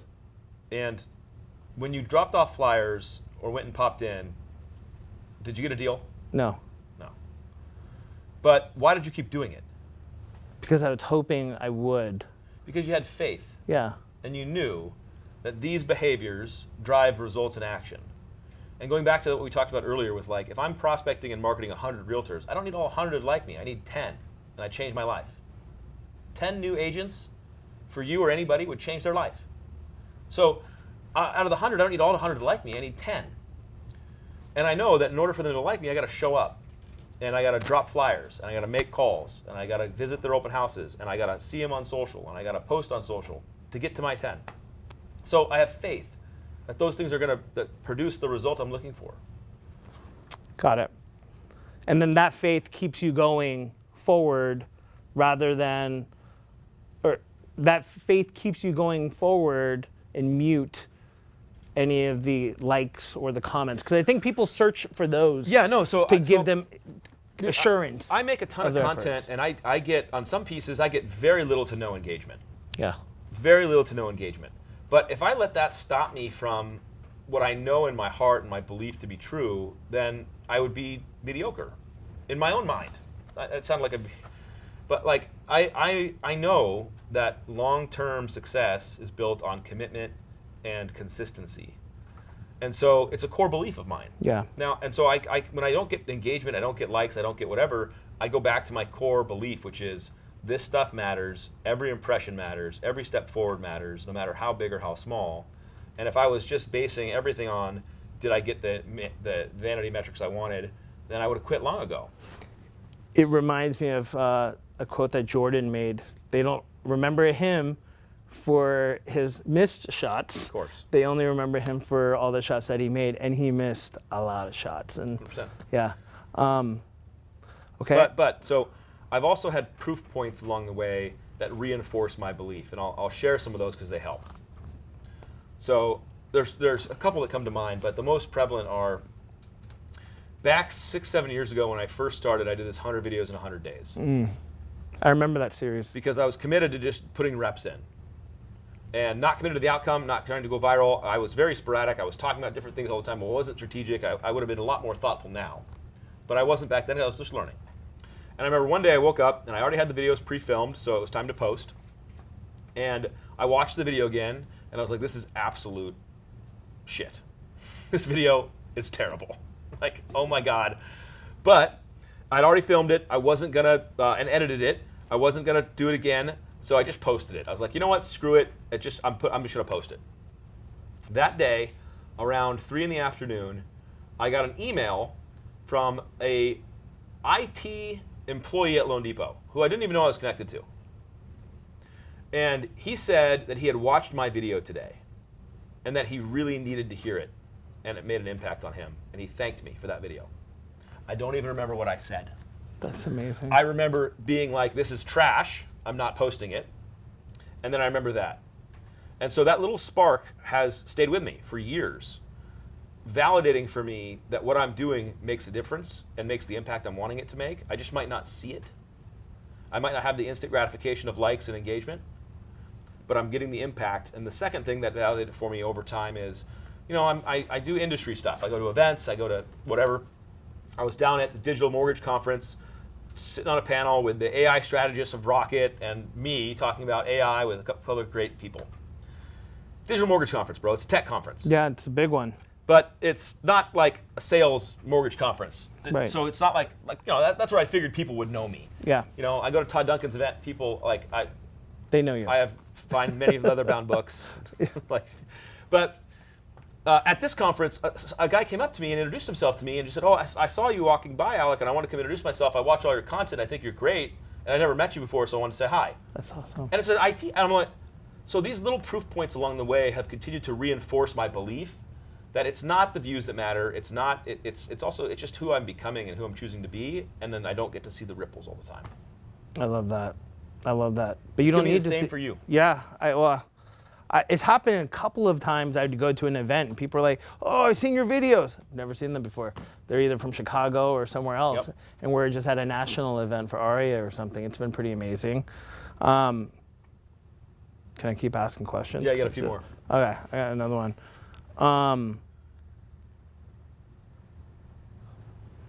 So I believe every loan officer should be on video. I believe every loan officer should create content. But I can also see the rabbit hole. Now, we've touched up on a lot of this that we're talking about, but I can also see the influencer side where people turn into an influencer and they don't want to work anymore. They don't want to do loans anymore. All they want to do is create content and be the lead gen. Yeah. Is there a line in the sand that a loan officer draws in the process of making content? Because you can make so much content and still originate loans, but when is it do you determine, hey, this is, now I'm kind of losing my sense of being a loan officer and I'm becoming more of an influencer? Is there like a line that you draw, or do you just scale and see which direction? Well, let me see how I would best answer that. We talked a little bit about this, but I feel like you have to pick a lane. If you want to use social media to become an influencer, instead of using social media to grow your business for yourself, those are two different things. You know, if I'm a loan officer and I'm using social media to get connected to more agents, to stay connected to past clients, to expand my influence and my reach, to get some more leads, locks, and loans, that feels like a very clear strategy to do. If I'm trying to be an influencer to drive leads that I'm going to hand off or sell or pay off, my strategy looks a lot different. I need bigger scale. I need more scope. I probably need to invest money in boosting my posts and getting more reach associated to it, so I can get more leads associated to it. And now I'm turning into a lending tree, so to speak, where I'm trying to sell leads, and I have to up my quality of leads, and all these things are happening. And so it's a different strategy. Yeah. Than it is trying to stay connected and build influence with my community. Yep. You can try to do both, but it's like serving two masters a little bit. Like, if I'm going to be an influencer, I have to have size and scale and scope to cover 50 states and bring in business and disperse business. Right. That's a different infrastructure than I'm going to run Orange County. Every realtor in Orange County is going to know who I am. Every business owner and customer is going to know who I am, and I'm going to have respect and a solid brand position, and I'm going to do a ton of business in this marketplace. Those two strategies are going to be really different, from content I'm making to disbursement to distribution to paid ads. Right. Very different. Right. And so they're two masters, and it's hard to do both. Okay. That's a great answer, and I think that makes a lot of sense, because I think a lot of loan officers get confused sometimes, especially when they start entering the social world and trying to post a lot more content. I have a friend who went pretty viral, had a video, one of those explainer videos that talks about how much you can afford, or what you need to make to buy a $400,000 home. Walk through the numbers. Yeah. You've done some of that. Yep. And he got a couple million views on it. Yep. Blew himself up. Yep. His next couple posts had 100,000, and then it got down to 30s and 10s thousands. It kind of trickled down. Yeah. And now he's back down to the 200 view mark. That is crazy. Well, because going viral doesn't mean you become famous. Right. It doesn't mean that you get tons of business now. Right. He got a bunch of leads from a bunch of different places that may or may not have turned into anything, and then, now his content's back to doing what it's been doing. So, you got to focus on the long-term game, which isn't going viral. It's about deepening your relationships in your community. Deepening relationships in your community leads me to my last question. Is there a time, I think you answered the question with that statement. Is there a time where you're supposed to post X amount of posts within a day? Are you supposed to, because some people have this whole thing, do 3 posts a day, once in the morning, once at noon, once in the evening. What's your strategy on that? But now that you said focus on your community, kind of really doesn't really matter when you post, just matters what you post and how often. I think the best thing that anyone trying to get into social to solve this, and this is just one dude's opinion who doesn't know anything better than anybody else, is Hanson, though. People are trying to solve the algorithm problem before trying to figure out who the hell they are. You're trying to hack an algorithm, and you don't even know what you stand for or what you're trying to achieve. Right. Or what your brand messaging is. You're trying to hack the algorithm, and you make a video a month. How dare you? Not just shut up. Go make a video every day for 100 days. Go play. Go explore. The algorithm will be different in 100 days. Like, That's true. We're focusing on the wrong things. Right. You know, go make a video every single day and go call 100 realtors. And you'll do more for your business than algorithm hacking and trying to post at 6:28 p.m. right? You know, stop it. Plus, if I want to be a total asshole, you're not good at video yet. You're not good. Yeah. You need to get good. You need to put reps in. You need to get better, baby. Like you gotta get more comfortable so you can speak like a human being. I'll tell you my favorite story of all time. I had a loan officer who got into video. And he's like, I'm gonna do it. I'm in. I'm gonna get into video. And then his buddy called him and gave him shit after he posted his first 3 videos. And his buddy said, you are so fake on these videos. You are. This is a friend. Yeah. This isn't even you. I don't even know who are you. What are you doing? Yeah. What are you trying to do? Trying to go viral? Trying to be famous? And he called me and he said, Alec, my buddy called me, we all know the guy, and told me that it wasn't me. That I was a fraud. I was fake. And he goes, was I fake? Was I me? And I go, no. You weren't you. Bro, you were so uncomfortable in that first 3 videos, man. Like you were just tight and scripted and like that wasn't you at all. The guy I know is an incredible human being who loves his customers, loves his agents, eloquently spoken.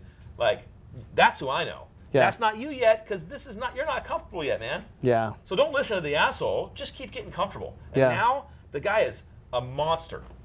He just gets on there and I can just tell he's just comfortable with the camera being on. Shoulders are back and down. He's not stumbling over his words. He's delivering what he wants to, the message he wants to say. And I'm like, that's you. There he is. There's the guy I know. Because he's being true to himself. Yeah, he just let it go. He got better.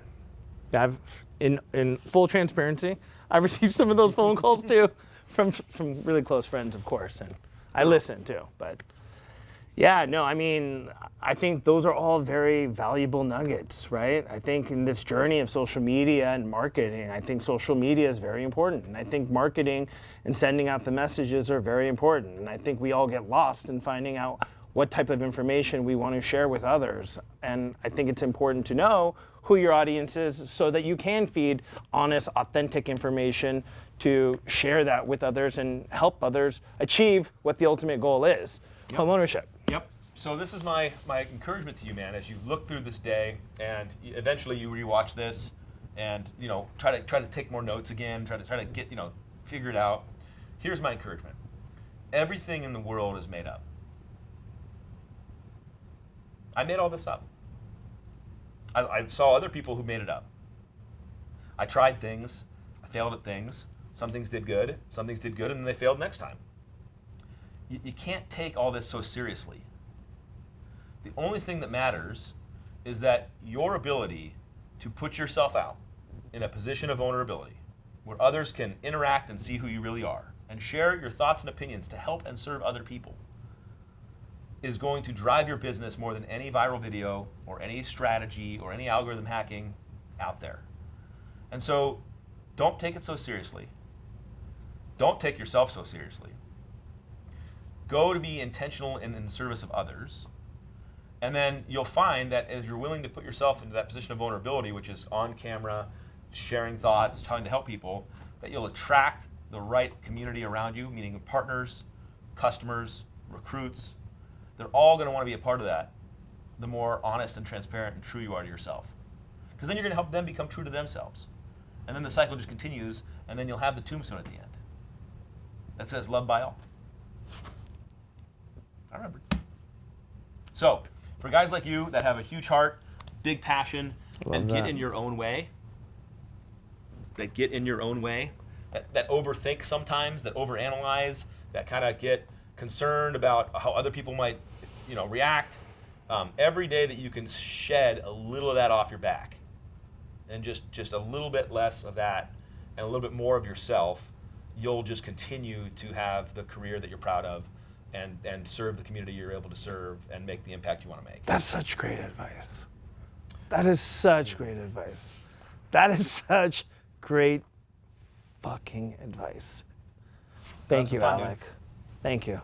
I'm looking forward to incorporating the changes and really doing some personal development on my own in that sense. Because we always think shedding fat, shedding this, shedding that, but I don't think we ever really think about shedding how we're perceived and caring so much about all the gritty details about, as you said, shit that just doesn't matter. What a amazing takeaway. Thank you. All right, let's go make some videos. Let's go.